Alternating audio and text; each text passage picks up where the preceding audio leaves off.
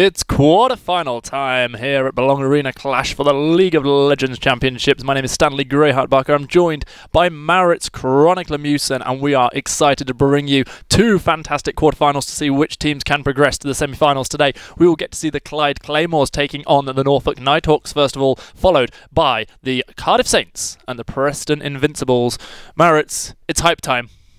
I can never get over the fact how well you're pronouncing my name. Me neither. I want to, give you some credit for that. I think you're doing an admirable job. I'm usually just not bothered with giving my actual name to people. Everyone just calls me Chronicler. Right? It's just easier. I don't really interact with people outside of esports stuff. So I just don't interact with people in general, to be honest. Yeah. That's kind of how it works. All jokes aside, matches tonight should be incredible. It's going to be the first time that we've actually seen the Clyde Claymores on stream ever since their incredible victory in the finals. And it's for a reason. It's not because they're not very good. It is because they are very good. Because a team of that caliber is, of course, also going to mean that a lot of the teams that we've seen, there's a lot of variance in terms of player skill. And if you have a team like the Claymores, and that's why I'm really excited for tonight. It's the first time that we're actually going to see them in action. Yeah, this is last season champions, as you say, looking to make it 2 in a row, and to do that they're going to have to get their way through the Norfolk Nighthawks. We've got the opportunity to have a look at the rest of this draw, and we're going to see that the winner of that game will be facing off against the York Vikings or the London Lionhearts. And then if we go further down the line, the Pirates taking on the Hunters. It's the other match we unfortunately won't be seeing tonight. Nope.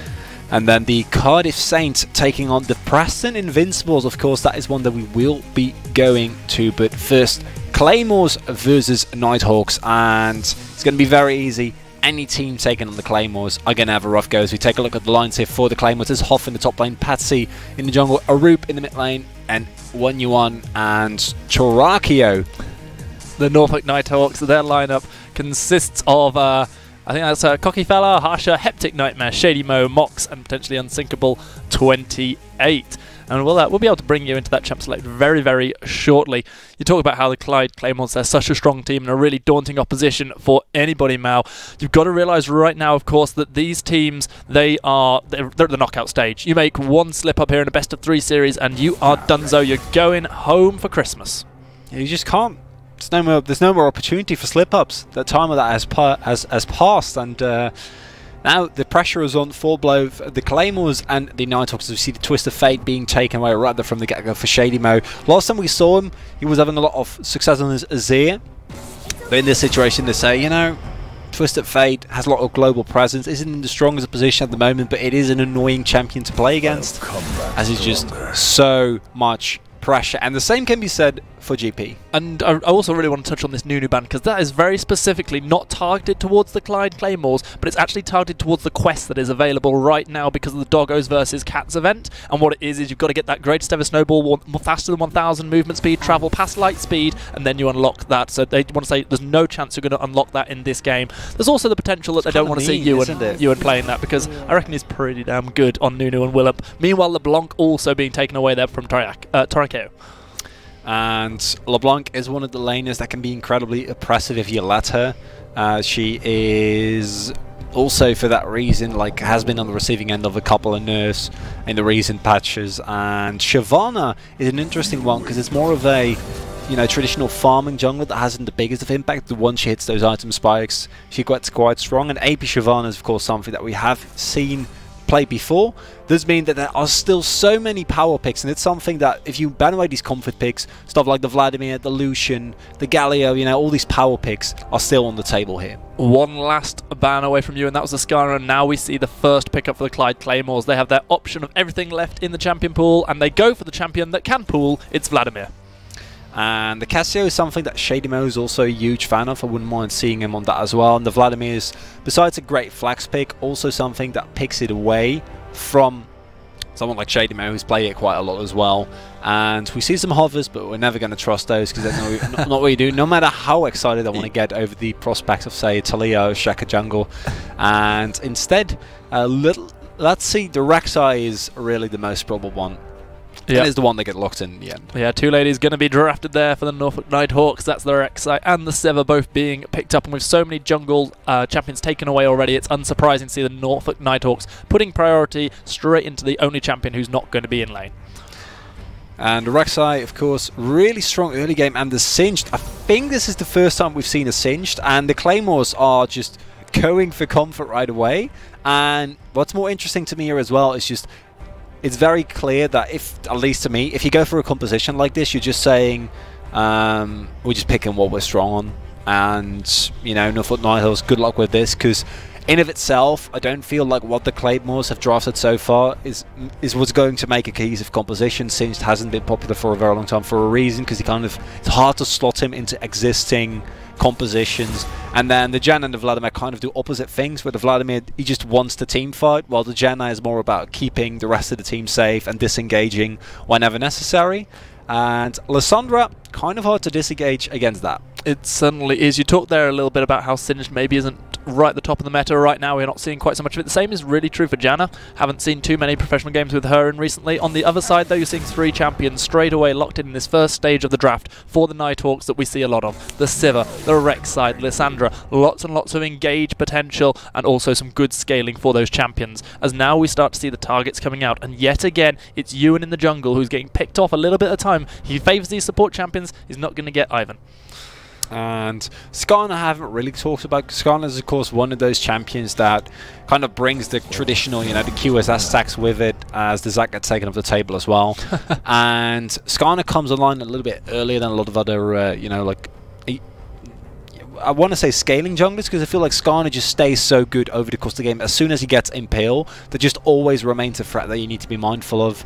And that cooldown has such a strong impact. We see the Urgot getting banned away here as well. Urgot, of course, ever since his resurgence in 9.6, now that he's got Perma-Purge, he seems pretty strong again. Like, Riot really did their best to nerf him. Like, endless patches, you know, every time, like, Urgot, I don't know what they're doing anymore. And then he was weak, and they were like, no, this is too weak, and want to make him strong again, and can't blame them for taking it out. The Jax blind pick here is really interesting, though, because this means that... Is it blind? Against a Singed, never mind, it's not blind at all. Although, maybe, you know, we'd see Singed. It's not a blind pick, but my casting partner is. Oh, that's a very nice way of putting it. Thank you, Stan. Very nice. I'm still kind of confused why you not go for the support first, even with it already being locked. Maybe they've got something really spicy lined up for us. One thing that I really like, and that is we're going to see Jarvan, and that's going to be picked up for Ewan. There are 3 bans on the sides of the Nighthawks, all directed towards that jungler, and he's ended up with something so completely contrary to all of those champions that have been taken away. Obviously, it brings a ton of CC, much like the other champions, but it's just so much more bruiser-heavy. I really want to see what Ewan does on this. Yeah, and the Cataclysm Singed and Hemel play combo kind of scares me, you know, and Patsy is going to be able to try and get Aruba to the late game, but the Janna and Vayne lane is one that is like on a razor's edge, right, especially against something like a fresh Sivir. Sivir isn't that strong, but if fresh lands a hook, if Ratnap or Shady Mo anywhere near the vicinity, you're going to have a really hard time being able to deal with it, and the Cataclysm is quite good against a lot of the members from the Nighthawks as well. So Yuan is going to be able to have a big impact on the bot lane, but then setting up for a Vayne Janna early game, that's kind of rough. Oh, we've really glossed over the Vayne. I mean, you know, this is a champion that quite often in competitive play you get really, really hyped if you ever see it, and we're going to see it in the first game of this best of 3 series, and it's going to be Erup opting into this one. He's obviously got the Janna for a lot of protection. If this game goes to late game, it's hard to see things going badly for the side of the Claymores. Yeah, as soon as Vayne hits that Rage Blade combined with the Blade Rune King, I think she's going to be fine, you know, in terms of... I mean, she's like, even those 2 items already make her quite scary, and then once she gets further and further into the build, it only gets worse from there. Sivir is, of course, also a champion that is known for, you know, the 500 CS dream of just hitting 6 item and Boomerang Blade slicing through the entire enemy team. The Singed pick is something that I'm very on the fence about. I really want to see if Hoff is able to get a dominant laning phase, if you're able to put out the pressure that you want to see from the Singed, because there's always going to be a late game nuisance. But if it's enough, yes or no, that is something that I need to see, because if you are not able to get that split push pressure, if Jax is ever able to get a hat thanks to some nice ganks from Ratnam on the Rek'Sai, I think you're going to have a really hard time to keep pressure up, and like Jax split pushing in the side lane always scares me. Take the team names away from the game for a moment and look at those 2 compositions. Is there a team that sort of strikes out as a better composition that you feel has a higher opportunity to win the game? Just in terms of comp, I'd give it to the Nighthawks, to be quite honest. But it's not a very big margin. I feel like the hard engage that we see coming out on the side of the Claymores, you know, you have the Jarvan. It's really your main form of making sure that you're gonna get stuff started, and the combination of Vladimir is quite good. But the Janna and the Singed, I don't really like how they fit into that team comp. And I think the Jarvan ban was a really good one as well, because especially with how the rest of the draft from the Claymores came out, it does feel like they're kind of banking on either Arup or the Vladimir to really take over that game. If that doesn't happen, then I'm quite curious, but it being the Claymores, what's probably going to happen is we're going to see a really dominant early game from them, and then once that happens, all of a sudden it kind of shifts what you're looking at, right? Because Siv's mid-game, I'd say, is a lot weaker than Vayne's, because Vayne, as I said, like once she hit those 2 items, she already starts to really power up, chew through these tanks, and Vladimir, same. Expecting if you go for like a Proto Bell Death Cap, you know, you can also hit an early 2 item spike. Cinch is always a nuisance, and they're all champions that when they're ahead, they're so incredibly oppressive. Exceptionally obnoxious, yes. Yes. Yeah, no, that's a Singed especially. That's kind of what he does, right? He just runs around you. One thing that we have as well is obviously the history of these teams. For those of you who were watching the finals, you know, going back a couple of months, we saw the Clyde Claymores taking down the Portsmouth Pirates the first time in, I think, 6 tournaments that the Pirates had relinquished that crown, and it was in a reverse sweep, and it all came about from the patience that the Clyde Claymores had, consistently just waiting the game out, getting their champions, you know, these late game scaling champions to a point where they just pulled the trigger, won the right team fight, and won the game. And they did it 3 times in a row against arguably the best team that the Arena Clash has ever seen. They've now drafted themselves a slightly more lopsided composition, but they've still got that Vayne there. They've still got, you know, the Janna for the protection that it needs. Vladimir. Exactly, which is just going to be, you know, possibly jumping on the Siv's face and just going, boop. Not a lot you can do about that unless you spell shield perfectly. And it scares me for the side of the Nighthawks, even though I do agree with you that the composition of the Nighthawks traditionally looks better. Yeah, but the problem is, it's all nice and dandy that you can spell shield the Vladimir, but if you're stuck in a Cataclysm, which has severe late game, you know, if your Thresh is far away, you can throw a Lantern, maybe, but it's just not going to happen in teamfight situations, right? It feels like you're positioned pretty badly if you're stuck in the Cataclysm, though. Is it really though? I mean, with the Flag and Red combined with Cataclysm, especially in like these late game teamfight situations, and a Janna to peel for their own backline, I can see it happen. But the real question to me is, as I said, if Claymores get ahead, which is kind of what I expect, I think we're going to see a very one-sided game, because one thing that, although there is some wave clear available, the Lissandra doesn't really do well once you're behind. You know, really wants to be looking for those those mid-game teamfights when you're able to once you're able to shove in the lane. And I think then you have to really go for the late game fantasy of a Jax off in a side lane, while at the same time you have the Sivir just trying to clear the waves, trying to keep them safe, because there is a lot of disengage available as well, right? Because with the Thresh, with the Lissandra, it is hard to get on top of Sivir, but once you're on her, that's always kind of the problem. One thing I do like for the Nighthawks is they do have a decent bit of pick potential. Obviously, they've got the Thresh hooks. That was the last lock-in that was hidden for so long by the Nighthawks, eventually deciding to go for the man who likes to capture all the souls, R.I.P. Senna. But, you know, it's going to be really important to see that Nighthawks actually do make some some early picks and don't wait the game out too long, because if they don't, I think that exactly what you're talking about, and the Claymores just essentially ruffle stomping all over them, could be what happens. And there's also the ease with which the Nighthawks can set up ganks, which something I've really talked about, but it's easy to set up for a Jax, and Rek'Sai is of course really strong early game, so it's easy to set up for a Jax. It's really easy to set up with or as a Lissandra. And it was really only bot lane where I'm not expecting to see a lot of action, because trying to gank a Janna Vayne is kind of, you know, snooze fast, because Janna's going to tornado you. And the same can be said for trying to go for like a Sivir lane that, yes, she can shove, but she has the added security of the Thresh being there. So if anything, I'd expect that to be a little bit of pressure on the side of the Nighthawks. But yeah, for the Claymores, I don't think you're really getting anything done, or against them rather, you're not getting anything done in the bot lane. One of the things I'm hoping for the Nighthawks, especially the Jax in the top lane, is that they've not been handed out any of the most recent Riot wristbands, because I got given one the other day, and let me tell you right now, it has some of the worst advice I think I've ever seen on a wristband. It said, chase the Singed. That is the message that Riot is delivering to us now. Chase the Singed. It feels like it was a massive typo, like they just missed off the don't and still distributed them. I think that the person who made that is just a Singed player. Just, yeah. Yeah, no, it's just like, I play Singed, you know. Try to get some misinformation in the world. Just make sure that everyone goes for me, which is what Singed mains love. Do you think we're going to see any farming in between turrets? Some proxy, I wouldn't be opposed to it. What's also a very strong signal to me here is that if you look at the Nighthawks, they teleport, you know, on Unsinkable, which is kind of what I'd expect. Also have teleport on Shady Mo, which is fair. And I see where this is going. As the Claymores, you have Knocklands, which is what you traditionally would run, you know, against Alessandra.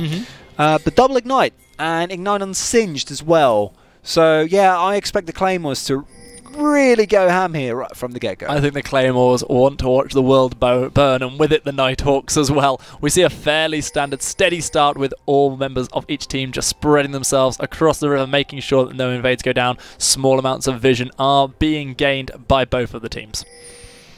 And there's no real reason, like I don't think either team has such a strong level 1. Of course you can go in with the fresh hook, but why would you take the risk in the first game of a best of 3? You don't really want to have the level 1 go wrong and then be on the back foot right from the beginning, because that's going to do not very good work for your mental state. So I can understand that neither team wants to take that risk, instead just going for the standard start, you know, top side start for Redknapp, while Yuan, she's taking the red buff, getting some help. No Janna shield for him. It's going to be the red buff start for both of the junglers, as you were mentioning there, Mao, and it does mean that it's going to be finished off just that little bit quicker by Jarvan, and he's going to go straight over to the Krugs, possibly thinking about an early gank into the bot lane, or just looking for the Scuttle Crab. Either should be fine here. There is some vision for both teams in the river, so they're going to be more than aware, and I don't expect the Nighthawks to get caught off guard by that, because this would be fairly standard, you know, level 2 Jarvan gank just after he's picked up his own red buff. As Unsinkable already getting pushed in here, and it's kind of what you expected. He decided to help Rek'Sai the leash, and unfortunately has paid for it with a significant chunk of his health, walking just onto the edge of that poison trail, but he is managing to get a little bit of damage back, and if we are to see the Rek'Sai coming up for this early gank, it could mean danger for the Singed too. Obviously doesn't have teleport to get back into lane if he's forced out. Yeah, Harvest kind of all in here with the flash still available and Unsinkable already on the back foot. They really need to respect the damage that he puts out as well, right? Because Ignite can add so much upfront burst damage. Huff is already getting kind of low on mana and is running Dark Seal and Refillable Pot instead of Corrupting Potion, so no extra mana for him, and it looks like Redknapp will be trying to set up a gank here. Alrighty, straight away the pings are in, the flip is there from Huff. He's going to have to flash away from the counter-strike. The burrowed Redknapp is going to chase him down, not quite able to get close enough to get the knock-up. Huff gets himself away, but does have to burn the flash. And without a teleport available, he's still going to be somewhat fine, because I think that the wave was just crashing into the turret, meaning that it should reset for him, so it's not going to be the worst of times. But if Unsinkable can set up a freeze there, that's always kind of awkward, or if your flash already being down with the teleport not being available, as the boots get picked up there as well. And might even be seeing some vertical jungling here, but it looks like that's Redknapp's idea. But Yuan is having none of it. He certainly is not. Meanwhile, in the mid lane, Vladimir certainly having the better time of things, putting the harassment down onto Lissandra, forcing her out of the lane very, very early. Shady Mo does have the teleport available. Meanwhile, Redknapp looked for that blue buff, but unfortunately was not going to be anywhere near in time to take it away from Jarvan.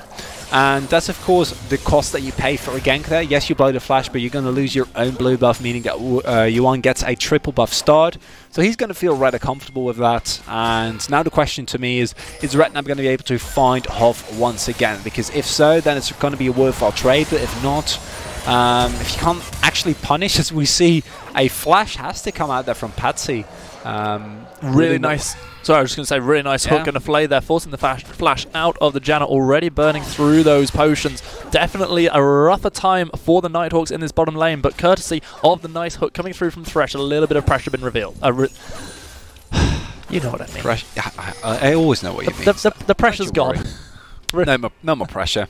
There is still pressure in the top lane though, as we see Huff does what Singed does best, but this time he has help from Yuan. Here comes the Jarvan. Jack's caught very much out of position, does still have the flash available, uses the counter-strike, leaps himself over to Singed, but immediately gets flipped back. That's going to be the flash forced out. The Ignite already ticking though. Will it be able to take him down? The answer, my friend, is no. Unsinkable is able to live. And kind of awkward that. I feel like if Yuan had been wanting to invest his own flash, they might have been able to pick him up. It does mean that it's now evened up.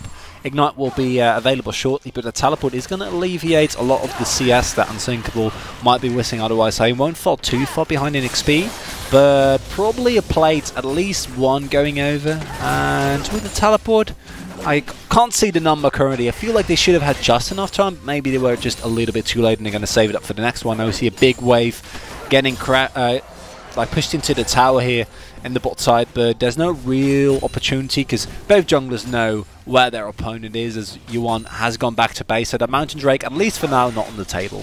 Really, really important that that hook landed a while ago from Thresh, because it has relieved all of the pressure in the bot lane and it has allowed the Sivir and the Thresh to push up freely, whereas before it was just right underneath their turret. Now it's the Vayne who's having a harder time. Still got a CS advantage as we see the ultimate being thrown down. Ignite still available for the Vladimir. He gets himself stunned up. The ultimate available for Shady Mo if he wants, but he's pretty low on mana, having to flash himself away. The follow is there. The Ignite is down. One more tick of damage might be enough for Shady Mo to be the first blood of this quarterfinal, but no! He gets away! Just like Unsinkable in the top lane, the Nighthawks keep on living.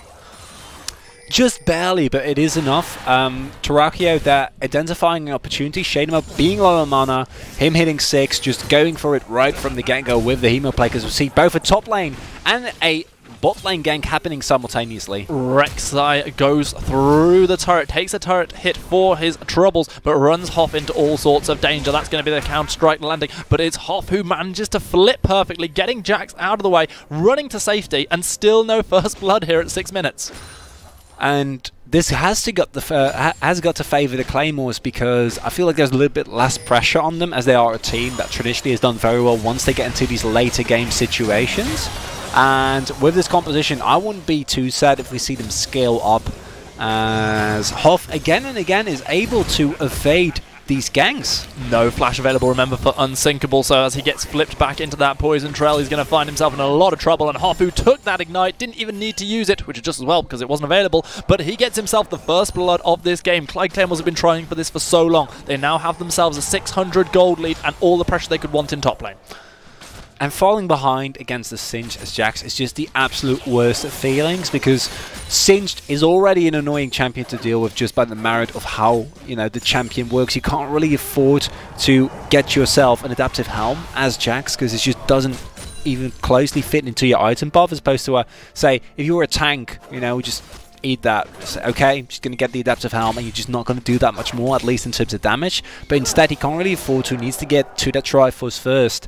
So Unsinkable is going to have a tougher time, and he needs to stay relevant in this game for the Nighthawks to have a chance, because if they don't have that that side lane pressure, and if Hoff can continuously just make his presence on the map known while relentlessly pushing in those waves, it's going to be really hard for the Nighthawks to find what they're looking for. And a lot of that comes down as well to how many near escapes we had as well. Hoff did a really fantastic job of getting out of a pretty tricky predicament. Then he obviously managed to pick up the first blood for himself. We're looking here at some of the gold totals, and we can see that 5... Oh, just a second, because we've got a big gank here in the mid lane. It's going to be the Vladimir finding himself caught out. Uses the pull, throws down the Hemorrhage, trying to get the damage down. Does not have the flash available, and the Void Rush will be coming through from the Rek'Sai, securing the kill onto the Vladimir. And the heal from Transfusion just a little bit too late. Same goes for the Hemo Plague. Throws that down right from the get-go, but it is not enough to keep him alive. So a little bit of an overestimation of his own healing and an underestimation of the damage. Nice gank from Redknapp there, meaning that you need to pick up a kill, and that is quite important on the Rek'Sai side. That is going to fall off as the game progresses, but hitting that Warrant enchant early on is going to mean that he can really make his presence felt here. Interesting to note that Jarvan has picked up the Bami's Cinder, so he's going to be looking for the slightly tankier Jarvan build, happy to bring, you know, all of the CC, a little bit of tankiness, but the wonderful thing about a tank Jarvan, still does hella damage. Yeah, thanks to the Mortal Cadence, you know, even without any real items, without that traditional Black Cleaver and the Warriors Enchant, it's still quite good. Looking at the trades here as well for Unsinkable, and the problem is it's so hard for him, because Hoff is just always going to have pressure in terms of waves, because it's just so hard to push into a Singed, as he just tanks turrets, doesn't care. Redknapp shows up, he doesn't care, he's just going to run right back in, because this is what Singed does. And it's been a very long time since Singed was relevant. I love this skin, by the way. Like, look at that. Yeah, no, look at the huge honeycomb. As a beekeeper. I would like that. You know, it's just go back to simpler times. Retirement plan for Mal. Yeah, oh, that's actually a very good idea. Thank you. I'd never thought of that. Sorry, what? I never thought of okay. becoming a beekeeper Until now. until now, and I gotta say, kind of like the idea, making honey. I would go for forest honey. Because you have different types of honeys. You can go for flowers. You can go for a lot. But in the end, I'd say that's a pretty good idea. Thank you, Stan. So, having now sorted out Marit's retirement plan, we can turn our attention to the matters at hand. The Nighthawks find themselves just a 300 gold down, and they are, of course, scaling up quite nicely. Even though Jax has got himself a little bit behind, he has got a lot of relevance going into the late game. Shady Mo has managed to get himself an assist and not be dropped down by the Vladimir, who opted into the Ignite in this lane. The Sivir is managing to keep, well, relevant in CS, even though now falling 10 behind the Vayne, and overall not maybe the slightly worrying start for the Nighthawks that we had predicted. And I think when the objective starts to go down, that's when I really want to see either of these teams start to pull ahead, as U1 is able to get tagged there by the Prey Seeker, but in the end doesn't have to be too afraid, as we see the Tremor Sense does know where he is, and this is what we were talking about, that in between turret wave just completely evaporating, and it's just so frustrating to deal with. And we see already a sizable gold lead starting to create, or a CS lead rather, being built up there for Hoff in the top lane, and that's only going to get worse, I think, as the game progresses. And it's not really worth it for Redknapp to go, because I think that the moment that he tries to go for something, we're going to see an incoming collapse on the Mountain Dragon in the bot lane. Well, you start talking about those neutral objectives. Obviously, the Herald is on the map. The Mountain Drake is there, which will certainly help either team that is able to secure it. And right now, yet again, is Rexa, who's looking into the invade onto the opposition jungle. Could come in very, very easily behind this Vladimir. We've seen this one before, and it is yet again going to be Tarakeo caught out. The Chilling Smite is used. He throws down the Hemorrhage. The pull beautifully takes him the other way. Unfortunately, the drift not quite working out. The Lissandra flash away from the Cataclysm by Redknapp, keeping himself alive. Nice counter gang coming in from J4. He is U1 and only.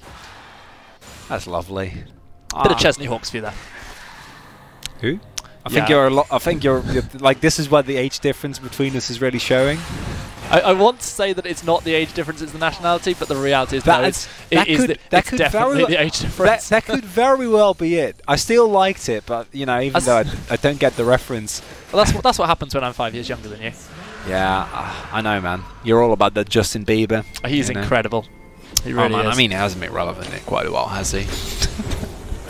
In terms of his music. As we see the Mountain Dragon getting picked up, it is actually huge for the Claimers. They already have a composition that lends itself so well for taking these objectives, with the Vayne as Silver Bolts just shred through any neutral objective.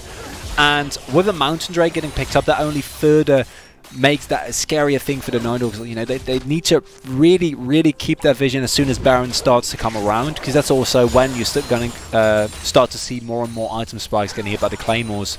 I'd be quite scared as the Nighthawks. There really aren't any key item spikes being hit just yet across the map. The only one really noticeable to me is Lissandra having already managed to pick up that Luden's Echo, having survived in lane, having also picked up the assist, keeping just about level on CS. She definitely packs a punch right now, but having opted straight into that Luden's maybe has a little less safety later on.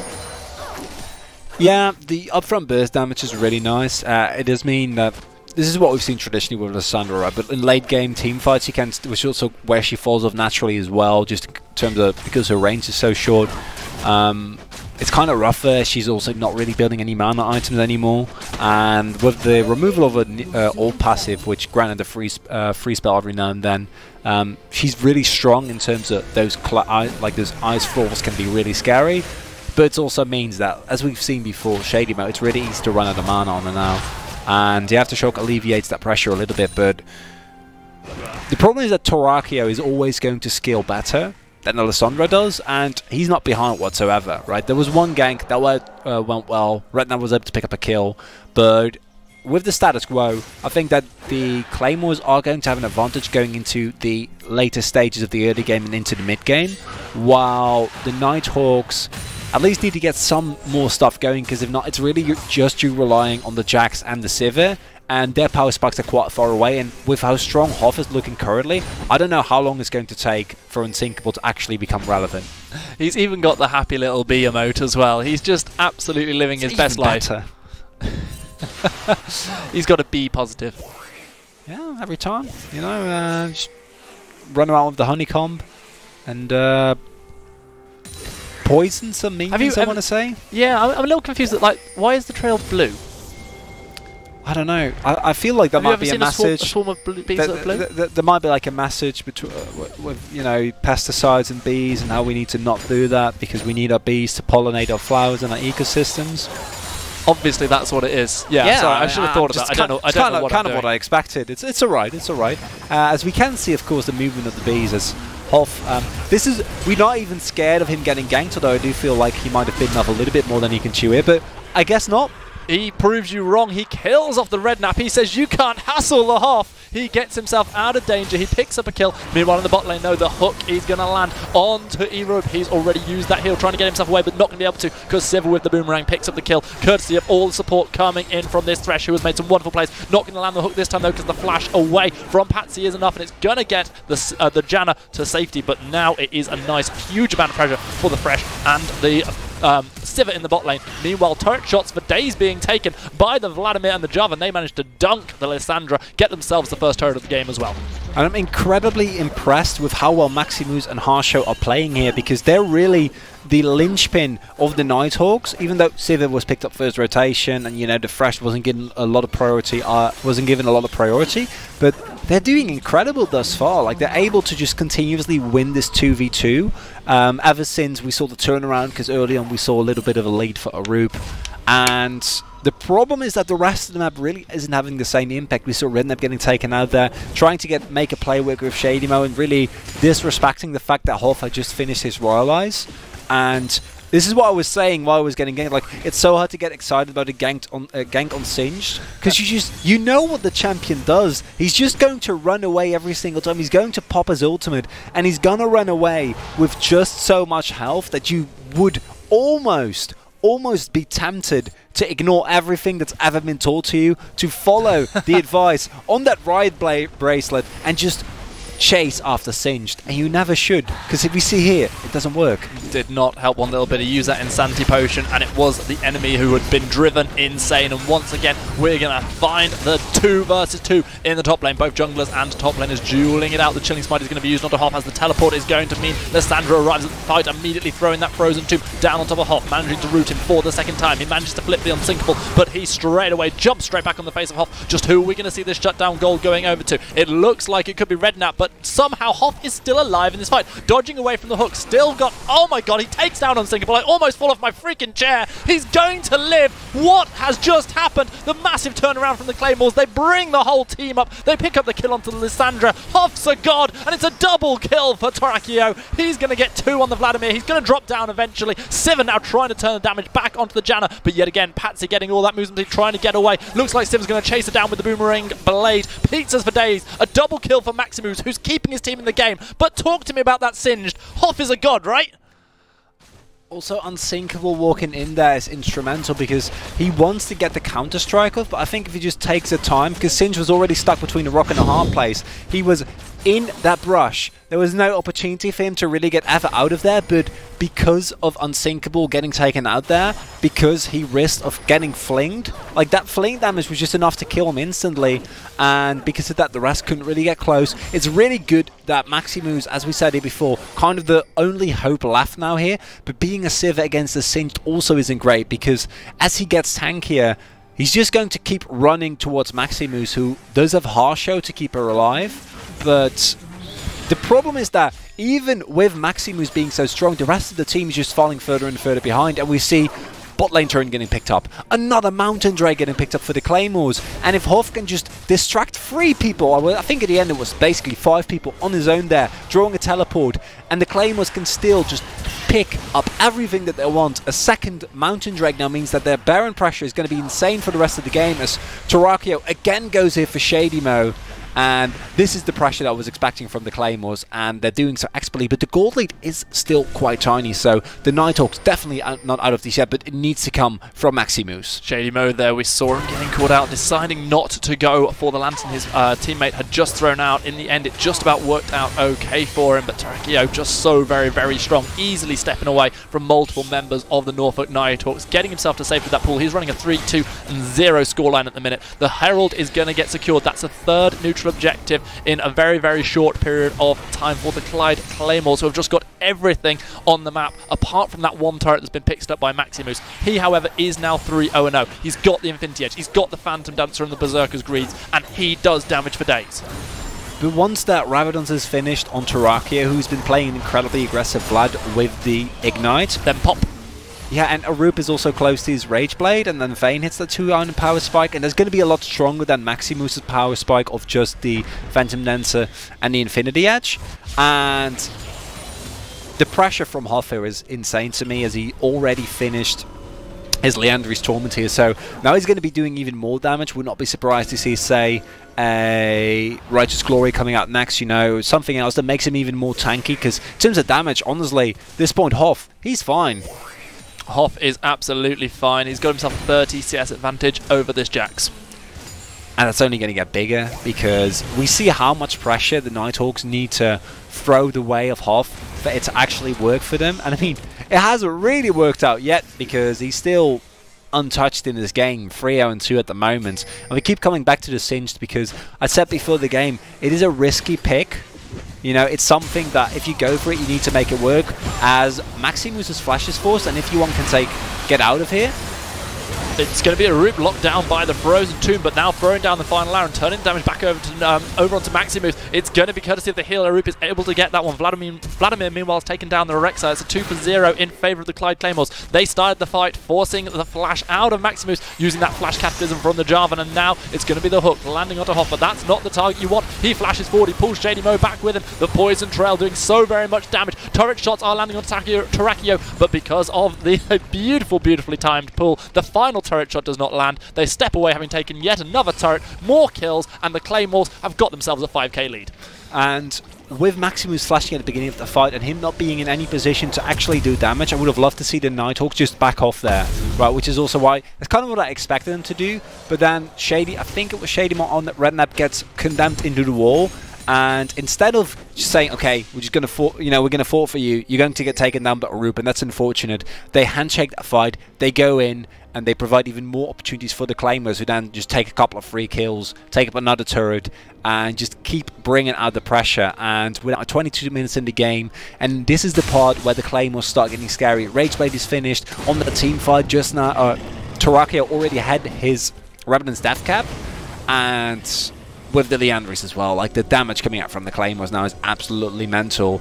And the Nighthawks, this is the time in the game where they just need to hold on for dear life. Because if you can get through the next 10-15 minutes without your base breaking open, I think you're going to reach the point where Sivir again starts to become a real threat, where she's going to be able to chew through Hoff. But that's still so far away. It really, really is. Will the Nighthawks be able to stall it out, just like the Claymores did against the Portsmouth Pirates in the Grand Finals? This, of course, is the first of our streamed quarterfinals here tonight at the Blanc Arena Clash. The winner of this game will go on into the semi-finals, and with Hoff running riot like he is right now, things are certainly looking good for the Clyde Claymores, last season's champions. And Hoff is just an absolute monster in limit testing, which is something that people like to say when they accidentally feed, you know. But he does limit testing very well, because he knows his limits, because I've seen him, like a true Singed should, get away with health that I thought he shouldn't get away with. Definitely. Like in situations where I think, okay, now this is where he oversteps, right? Like now he's going to die, and he just never does. And I will be surprised to see him die before the end of this game. I can see him having a worse performance somewhat, as we see the Rift Herald getting plopped down in mid lane, while the Dragon is going to be taken by the duo of Arup and Patsy.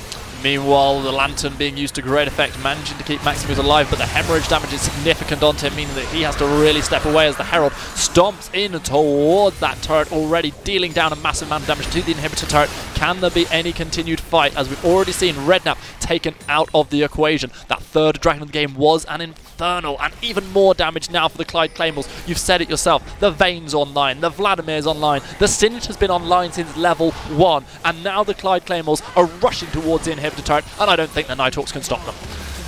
I gotta agree with you. I would love to see them go for a Baron, but why would you even in this situation? You know, and if two Mountain Drakes at the base falls rapidly as well. Hoff might finally go down, Hoff maybe? goes golden, courtesy of the stopwatch. It's going to be Vladimir getting himself a kill. Singed steps back into the fray, takes down the Jax, takes down the inhibitor turret. Vladimir gets the double kill onto the Fresh and is still chasing down Redknapp on the Rek'Sai. It's going to be the Void Rush being used, but I don't think that we are going to see the Rek'Sai manage to get the kill. I've got to take my words and eat them, though, because that is going to be Rek'Sai shutting down the Vladimir, but only just so that Janna can kill off the Rek'Sai in return. Now we're going to see the final Nexus turret drop down, and 25 minutes are not even on the clock as the Nexus turret drops down. The Clyde Claymores, in dominating fashion, get themselves one game away from the semi-finals. And I love the initial resistance that the Nighthawks were able to put up, but it wasn't a complete mismatch in terms of what we've seen before in the Belong Arena Clash, where a team just really runs away with the game from minute one, because we see them being able to kind of match the pressure. But over the course of that game, there were a lot of decisions that just didn't really work out for the Nighthawks, right? Like trying to get a gank off on Hoff multiple times, and it's just not working out at all. Objectives being given up a little bit too liberally without them really contesting them or being aware that they were being taken at one point or another. And things like this are so hard to fix, and also show why the Claymores are such a scary team, because that looked kind of even for a lot of it. And then once the trigger had been pulled, once they really found the opening, we saw how incredibly aggressive they can actually play, because Vladimir is not traditionally a pick that you think of when you have like aggressive mid laners.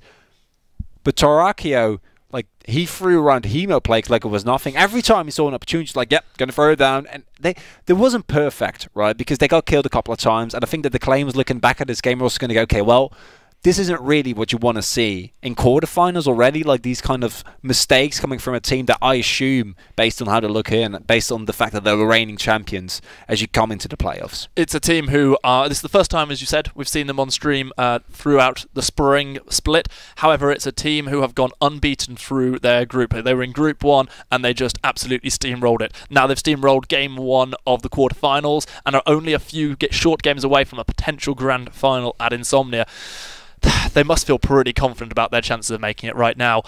Someone who maybe isn't feeling quite so confident, he's going to be the Norfolk Nighthawks, and they're going to come into Game 2, they're going to swap sides, they're going to have to rethink their pick and ban, and the first thing I'm thinking is ban that Singed, because when you see these picks that aren't necessarily the meta picks, there's only one good reason for it, and it's comfort, and clearly Hoff was beyond comfortable on that Singed.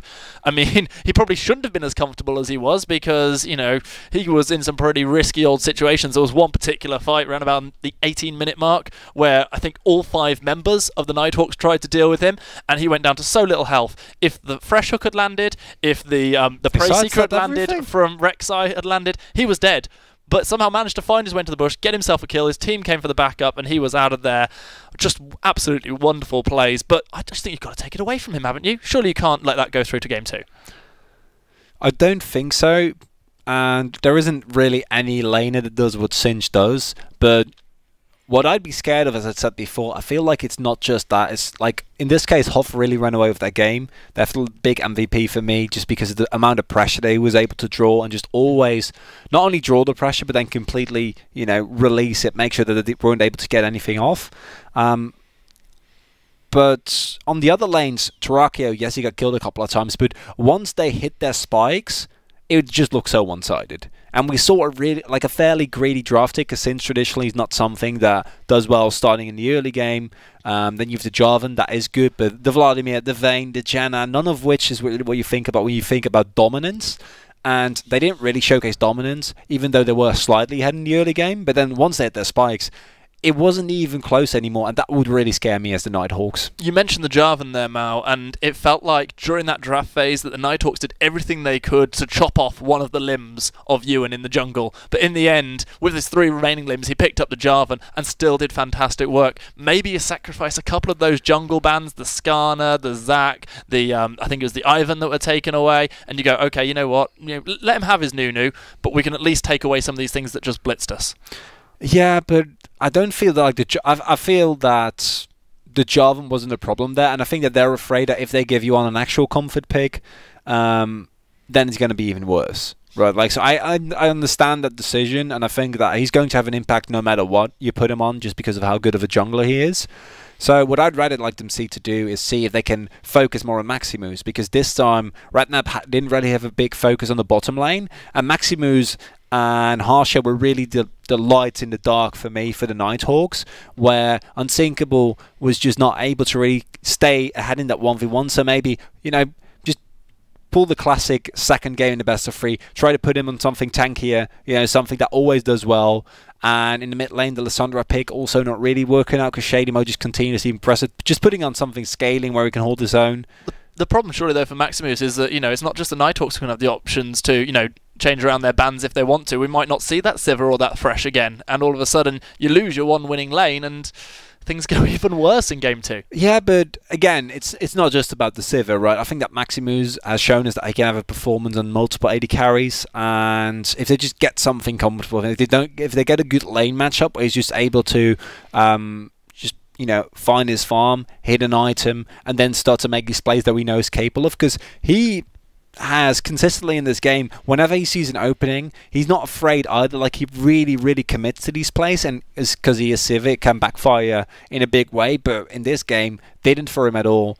And if him and Harsho can pick up a good bot lane in the first rotation there, I think that the Nighthawks, if they can really put a lot of resources in that, make it work. But we go back to these teleports as well. And yeah. What scares me is that you have double teleport and you're still not able to get the bot lane ahead, even though there was some considerable pushes coming out. Yeah.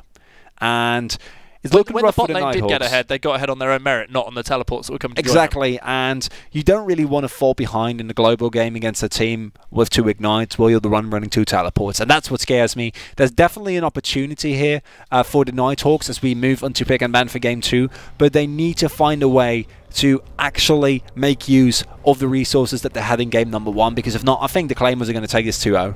We've had a little switcheroo. The red side and the blue side of the map are now owned by different teams coming into Game 2, as is the way in these best of 3 series. And shock, shock, horror, horror, Hoth has had his singed ban away. I'm not surprised. No, not even a little bit. You are. I'm not surprised either. No. No, Chronicler. Honestly, I am not surprised. I think I might have just like, yeah, I would have been legitimately beyond shocked had we actually seen that. Again, to be honest. What are we going to factor in is, of course, Nighthawks are going to get the opportunity to first pick in this game, which they didn't in the last game, so let's see just what they're going to put the priority onto. The bans so far are staying exactly the same from the Clyde Claymores, so they're saying that no matter what we just saw from you, whether it was Maximus on the Sivir or Husho on the Thresh, we're not scared of it. Maybe we might throw a respect ban out there in our third one, but right now we want to make sure that Shady Mo is not going to be getting his hands on either of the global ultimates of Twisted Fate or Gangplank.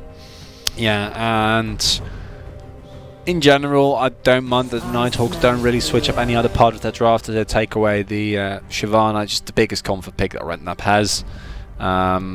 Just want to make sure that these big, in the case of the first 2 global champions, in the case of Shyvana, just a nice, strong comfort pick, get taken away. The Vladimir once again makes it through pick and ban here, and immediately gets picked up by the Nighthawks this time. Quite like that. I think that I do, yeah. Pick away from the Claymores, Cherokee having a great performance of that last game, and more importantly, Vladimir is just such a power pick right now. I would not mind a Cassiopeia pick up here, because you can flex it to the bot lane, you know, if we replace that, but instead it looks like it will be going for the Urgot that did actually make it through here. But the Cassiopeia also plays nicely into the Vladimir as they're both scaling mages. And this time, Skarner not banned for Yuan, and he goes for it right away. 2 champions that were banned out in the second phase of bans. We're not going to get through to that opportunity before these 2 are picked up for the Clyde Claymores. They find themselves 2 champions that not only are they comfortable on, but have certainly got very, very strong abilities in the game right now, especially that Urgot. The Purge change... Tell it to me straight, Chronicler. Is it broken? I mean, yeah. Yeah. I think that like permanent Purge is quite crazy. What level is it that you get that from? Is around about... It's starting level, depending if you go for W max or not, which is something that in the jungle just always gets done. As you get it onto some final level. Yeah, if you go for Purge max, you get it a level 9. Wow. Which is not great to play against, surprisingly. Maybe we're going to see him go for more traditional Q-Max as well, but I feel like a lot of people have just been going W-Max just because of how strong Purge at the moment. As we see the Trundle getting picked up here. Trundle, of course, on the receiving end of a couple of buffs. Frozen Domain repeatedly being made a little bit stronger. Also kind of an okay matchup into Skarner. Skarner is one of the very few junglers who is still relatively popular doesn't have some sort of dash available. So Pillar is actually kind of a nuisance.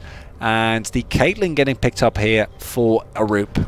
And that's going to go right up against the Vayne that he played in the last game. The Norfolk Nighthawks are playing a little game of anything you can do, I can do better. At least, I hope I can, because both the Vladimir and the Vayne have been taken away from the Claymores in this draft, and they are going to be played straight up against the people who played against them in the last game. Now we get to see the bans. Some respect is being shown towards Harsho. We are not going to see his Thresh in this game. In the same way, we're not going to see his Terrakio getting the opportunity to pick up the Zoe. No Sleepy Trouble Bubbles today. I don't mind that they don't really go for the Sivir. I love the respect to Harsho because I feel like he was also really a big impact on how well Maximus was able to in that lane. It's always, you know, you kind of have to rate that bot lane together because a good support can make a good AD carry look look incredible, which I think is what happened there. As the final bend is going to come through here from the Norfolk Nighthawks, and it is going to be that Vel'Koz getting taken away. Yeah. Vel'Koz, you know, he's a big, scary alien. He disintegrates life. It's just not great to be in the receiving end of, is it? It's not ideal when that life form disintegration ray hits you and suddenly you've got those 3 stacks and all of your health has disappeared for no reason whatsoever. No, you're right. That's not great to play against. Something else that's not great to play against? Any guesses?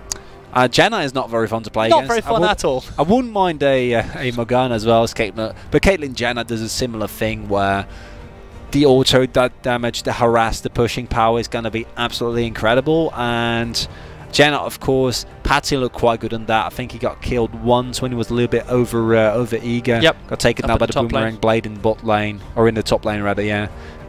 Where Maximus was actually able to pick him up. And into Caitlyn. Love the Blitzcrank pickup. I'm excited for that. It's really high risk, high reward, right? Because you ever get a hook off on Janna, she's guaranteed that. Like, there's just no way that she's ever going to survive. And after game number 1, I don't mind a high risk, high reward play coming out. I feel like the Vayne into the Caitlyn, though, especially into Caitlyn Janna, it is a risk that you're taking. I'm loving the pickup of Ornn here, though. If you don't pick up Ornn, you don't have any initiation whatsoever. You just have rocket grab, and that's pretty much it. Yep. But instead, they say, no, never mind. We don't need Hard Engage. We're going to go for a full-on, I guess it's an all-in dive composition where you can, you know, either you get a pick with Blitzcrank or you just dive him with Akali and Vladimir and I guess Trundle, which I don't really understand how that fits in that team composition. I think Trundle is more as a direct counter pick into Discarna. As we wait on this final pickup for the Clyde Claymores, let me ask you a question. There's no way I can rig this one, okay? I don't know, you know, what you were talking about in the Sunday show about me rigging things. I'd never ever stoop that low. Guys, check your PayPal. But I'm going to ask you to make a prediction. Given this composition we've got, the Blitzcrank, the Akali, the Vayne, the Trundle, and the Vladimir, we saw the teams...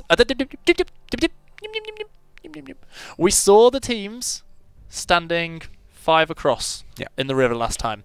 Will we see the invade, the early level 1 players coming out of the Norfolk Nighthawks? Yes or no? Yeah, I say yes. He said yes. I think the Claymores are going to win, though.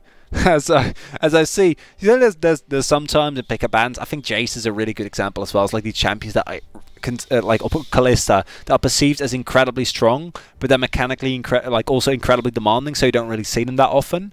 Well, a champion who is less mechanically demanding but also absolutely insane is Sylas. And he's somehow made it throughout like the entirety of pick and ban in round 1, and now in this round as well, where he gets picked up as 5th pick. And Sylas is real strong. Like, is he? I didn't know. So, permanent priority, has hijack, and that do I need to say more? Like, he can hijack subjugation, he can hijack perfect execution, he can hijack, you know, Hemo Plague. That's probably pretty good. Hijack makes me think that someone is saying hello to Captain Sparrow. Hijack Sparrow. Yeah, I completely understand. It's also a really good skill. You know, in the late game. Good skill. And look at the ultimates he's going to be able to steal in this game as well. And now I actually kind of dislike that they banned Alistar, because I would have loved for them to like bait out an Alistar pick and then give you Sylas with Unbreakable Will, and that's just an absolute nightmare. And you know, I learned recently about my favorite interaction in the game. Oh. If you ask, we're not going to have this here, right? Because Skarner and Sylas are on the same team. But what can happen? Double Impale. is yes. So you have Skarner who comes in, then you have Silas hijacks Impale, and they can impale each other, and they just stand still because neither of them can move because they're getting impaled if they like get it off at the same time, and they just both stand there like, and then nothing happens. But we're not going to see that interaction. I'm very sad. Like I would have loved to see that again. That would have been nice. It is not the case, unfortunately, for you and me. And unfortunately for the Nighthawks, they're facing Silas, and that is never a fun place to be in. I'm looking at the potential ultimates that can be hijacked, and I'm sort of stuck on one particular one that I think is a really, really scary, daunting progress, and that's the Subjugate. Yeah. Because if he takes that away from the Trundle and suddenly he goes in and he steals the tanky stats from whoever it might be, probably the Trundle, then all of a sudden, especially if you use it after Subjugate's been used, so Subjugate gets used on someone and then he immediately just steals all of that for himself. That's going to be a monster with just bursting damage, AP for days, and with all the changes they did, that heal is now scaling off the amount of AP he gets, and the stronger he gets, the more he's going to heal up as well. Oh, it scares me. It's not looking good. No, like Silas is one of those champions where, like I said, the Jays, the Kalista are power picks that I can understand just letting them pass through because people don't play them. Then you're going to be not too worried about them because Jace especially, I think, is the best example of people. It's such a hard champion to play, but once he dominates incredibly. But Silas really isn't that mechanically demanding of a champion, right? If like Abduct and Abson, which are kind of need to make that work. But besides that, Kingsley is a pretty straightforward move to use. It's point and click. And his lashing chains, that's something that you kind of need to work on. But just in general, Silas is so strong at the moment in the meta. And it's also going to mean that one of the issues that we had previously was that Terrakia was able to continuously put out pressure on Vladimir, and Mage doesn't really do that. Imagine what he can do against the Vladimir with an actual perma shover, because that scares me. One thing that remains to be seen is whether we'll see the Vladimir going up into the top lane or whether that's going to be the Akali. There's obviously the massive amount of flex between the middle lane and the top lane. One thing that is certain is there are 3 champions in this game who have recently been the subject of a lot of tweaking from the dev team over at Riot, and that's the Akali, the Urgot, and the Silas. And from various people who I've been speaking to, the last 2 I've mentioned, the Urgot, the Silas, the ones picked up by the Claymores, they've almost come out on the backside of it, almost in a better place. A stronger heal, or, infinite purge. Whereas you look at the Akali, she's had that heal shredded away from her. Suddenly the turrets are targeting her when she's in the Shroud. It's just like, it feels like they've got the raw end of the deal. The thing with Akali is that she's still, once she hits a Gunblade, she's still as relevant as ever, right? She still does the same thing. She still has the same threat on the back line. It's still a really good assassin, and Akali is still as annoying as she always was because she's running on energy, which is something that just can't be said for a lot of champions. So you can always, if you're able to actually sustain through these trades in the long run, you're going to be more than fine. But reaching that point in the first place means that you really need to master that Akali, because that is something that is way harder than it's ever been. And if you can actually pull that off, then you're going to be in a great spot. But as I said before, I think the pressure is just going to be so much. There's a lot of potential damage for the Nighthawks. You've got assassins for days, essentially. We've got the Akali, the Vladimir that can, essentially jump on your face and murder you. But there seems like there's less protection there for Maximus now. Before, at least he had Lysandra with, the Frozen Tomb and the stuns. He had the, in the top lane, excuse me, in the top lane he had the Jax, which had the Counter-Strike, which it didn't really do much, but the potential was there to protect Maximus as the ADC. Now there's essentially no protection. Maybe a Trundle pillar and maybe a little bit of zone control and a rocket grab, but apart from that, he's now got to go with that Vayne and play even better than he did on the Sivir, and with less protection. He is a Vayne though, which with Final Hour has at least more survivability than the Sivir, because just Spell Shield just doesn't do anything. We saw that as well, and if the game had gone on longer, we would have seen this more often. But we saw Yuan just go for flag and drag and just immediately Cataclysm, because either you force the flash or Maximus dies. That's a very binary play, right? You press R, Sivir flashes, or she's dead. And that's just going to keep on happening for it again, at least with Vayne. I mean, there's no Jarvan in this game, but at least with Vayne, with Final Hour, you can buy yourself just a little bit more time trying to stay alive regardless as we move into the second game here between the Clyde Claymores and the Norfolk Nighthawks. Quarterfinal prediction time. Let's see whether you're right or wrong. It's certainly looking good for you right now because we see 4 clumped up members of the Norfolk Nighthawks. They have left only 1 behind. The question is, will they spread out? Will they invade?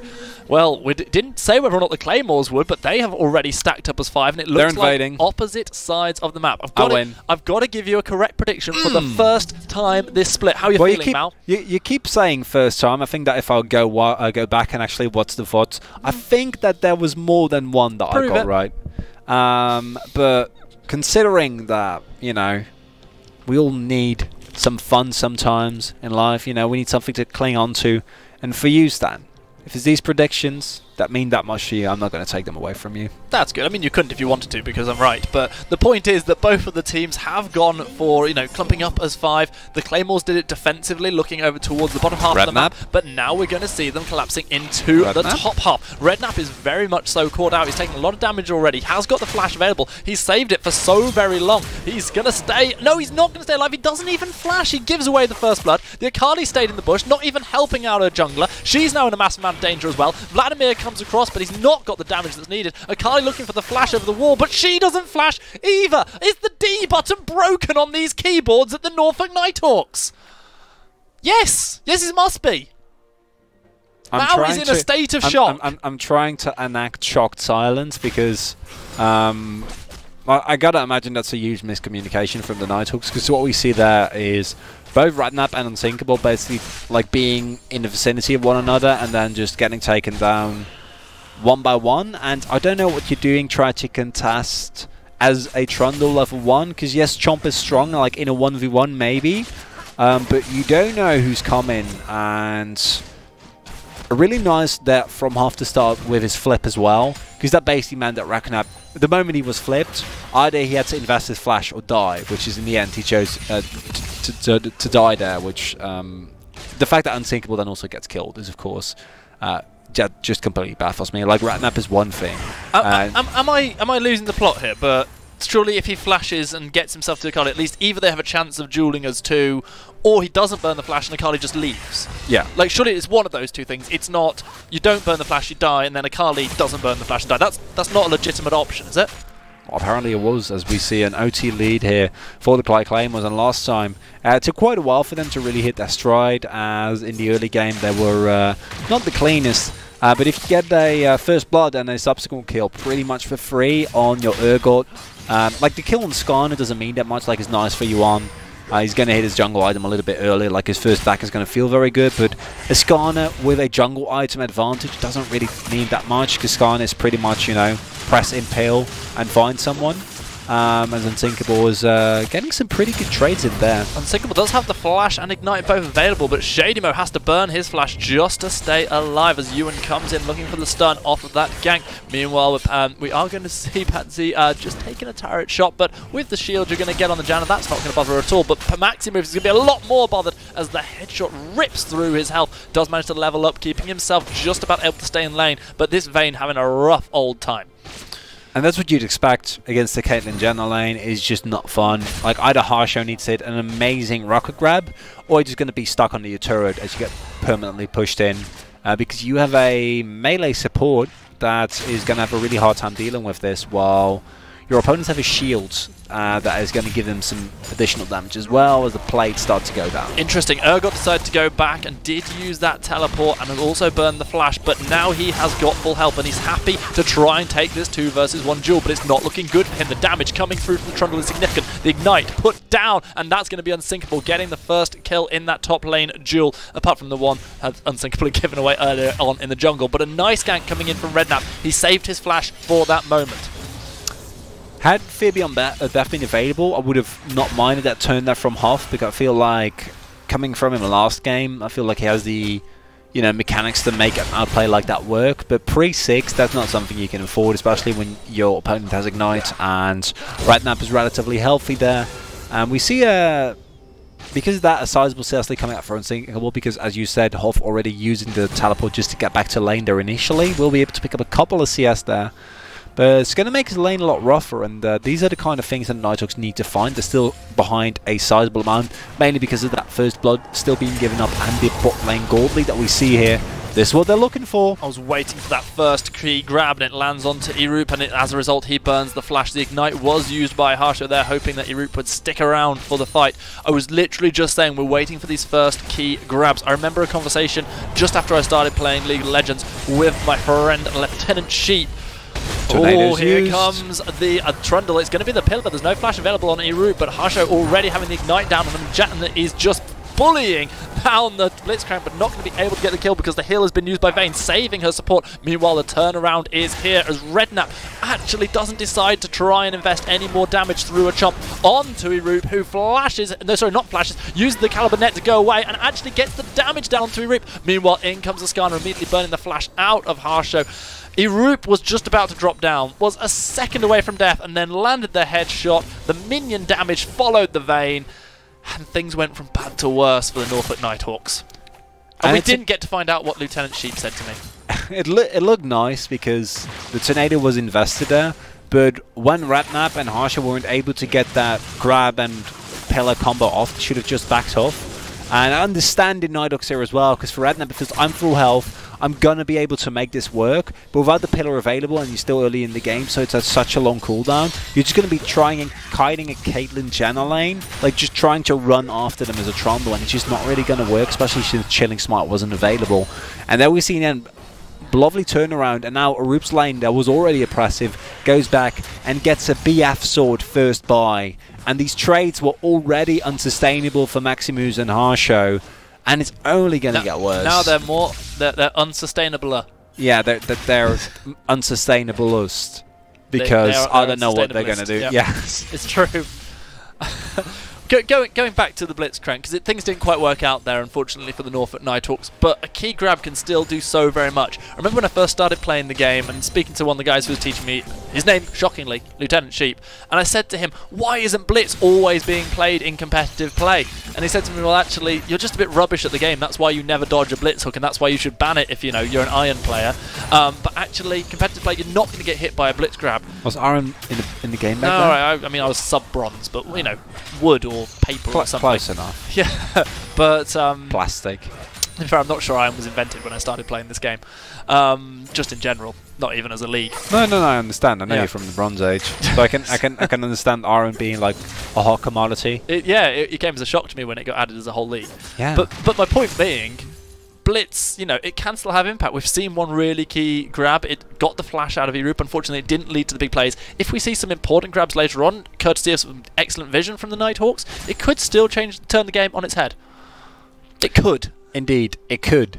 And it's definitely a possibility as Yuan has the Impale available now. Flash Impale on to the Blitz. Harsha does not have the flash available. He gets knocked up by the Janna Tornado. He manages to sidestep one trap, but with the vision there, the nicely timed ward from Janna, the kill comes in for the Caitlyn, who is now 2-0-0. Has that long sword, has the damage, sorry, the BF sword, and has the damage for days. Oh, I would not want to be that Vayne right now. Lovely trade there from Unsinkable, able to first dodge away with the first proc away from Hoff, avoids the flip, and then goes back in. But nice trades aren't really going to be enough. It's all or nothing here, and Redknapp, that Hoff might turn into nothing quickly. But Terrakio is making his way across the river as well. Let's see whether or not we get some kind of player here in the top lane. Trundle does have the Subjugate available. He's going to step forward, put the pillar down. Hoff dashes away straight into the waiting arms of his mid lane, and now we get the 2 vs 2, but this bit of damage is going to mean that Akali gets the kill onto the Urgot. The transition of kills is there because Sylas takes down the Trundle, and now we have the straight out 1v1, and Unsinkable has been sunk by the Sylas, who gets the double kill. Meanwhile, Mountain Drake just picks up for free because, you know, there's so much bot lane priority that Yuan, also knowing Redknapp's position, can just get that Mountain Drake without even being remotely scared, as Shady Mo goes and clears a ward here. And this is the issue with Sylas, is of course that makes it very hard for us to see what's going on. The problem with Sylas is that if you get these high impact ultimates, right, like the perfect execution like we saw there. Maybe it was Sylas that just hijacked our computers here. I think that's what's happening, because I was about to explain what Sylas is busted and they weren't having any of it. Computer. Exactly. That's it. busted our computer so that we couldn't get the secret facts. Do you have some secret facts to tell us? Do you want to risk it now, or is he just going to hijack us again? He is very strong. He's double buffed. Like, I think he's going to hijack it again. Like, I think Terrakio is now going to be the absolute nuisance that we know that Sylas can be as Redknapp. He goes in there. I don't even think he can. I'm going to be honest. No, like, with how strong he is right now, he doesn't have the Proto Build available yet, but just Kingslayer, how low Shady Mo is, and just the raw damage and the double buffs coming out here from Terrakio as we see the bot lane pressure. And this time, this is what I kind of expected. Like, you have a first game where both teams are kind of trying to feel each other out, and then the second game just becomes kind of a blowout because already there's such a sizable gold lead for the Claymores. Terrakio has taken over the game. He's taken over the computers here at Belong Arena head office, and it does not look good for the Nighthawks or for our production team. Meanwhile, in the bottom lane, the one person who was really having a great time last time for the Nighthawks, Maximus, finds himself 34 CS down, 2 kills behind, a Bilgewater Cutlass against a BF sword and a pickaxe, and completed Hasn't back boots. yet. Arupa's backing now. Man, I mean, That's an Infinity Edge at 11 minutes. Yeah, that's just an insane gold lead for the side of the Claymores, especially in the bot lane. That is 2,000 gold plus in favour for the Caitlyn. I'm frowning aggressively. Frowning. Because that's kind of how I feel looking at this. This is what you'd expect coming out from the draft from the Claymores. Like last game, they drafted the fairly greedy draft with a lot more scaling. The moment they hit that item spikes, they just took over. Here they say, well, if we can do that, why do we just go for Sylas Caitlyn and then make it work? I think that Hoff in particular is the one having a roughest time here, and Unsinkable feeling much more comfortable. But it's not really going to matter because last game it was Unsinkable was kept down, now it's Hoff. But I don't think in either of the situations that really made a big impact on the game. I mean, then Hoff just completely took over the game on the cinch, but more about it doesn't really matter that Hoff isn't doing as well, just like it didn't really matter that it was specifically Unsinkable that was not really in the picture, as it's just so hard for the Nighthawks to get something done now. And then now we're again looking already, this early in the game, we're already looking at these big item spikes for them that they need to hit to really have a shot here, because with how far behind they currently are, I don't think they can test anything. It feels like the Clyde Claymores are sending a message. They do manage to get the Rift Herald down just before the Rocket Grab interrupts the Skarner, and that is going to mean another turret demolition coming through soon. Hit, and then he needed to flash, and I feel so bad for Harsha because that would have been a great play, but instead all the plates go down here. Yep. And like I was saying, the Clyde Claymores, they're sending a message here now. They've not been on stream yet. Maybe their results in Group 1 where they went unbeaten kind of said to other people, hey, the champs are here to stay. But now look at this. They're on our stream. They're throwing down Ace in the Holes, which aren't quite picking up the kill, but they're still killing Blitzcrank. They're taking down every objective on the map, and they are saying to anyone who's out there, be it the Cardiff Saints, be it the Portsmouth Pirates, or any other team that are still here in the quarterfinals, if you manage to make it through to the semis or the final, we intend to win this championship again. I thought that Terrakio was going to go for a really big play. I think instead he's in a lot of trouble here. There's no Blastcone available. Oh, the Blastcone not there, and the life of Terrakio is forfeit. That's a shutdown by the Akali. That's big. Onto the Sylas. It's big, but it's just not big enough when at 14 minutes you have got yourself a 6,000 gold deficit.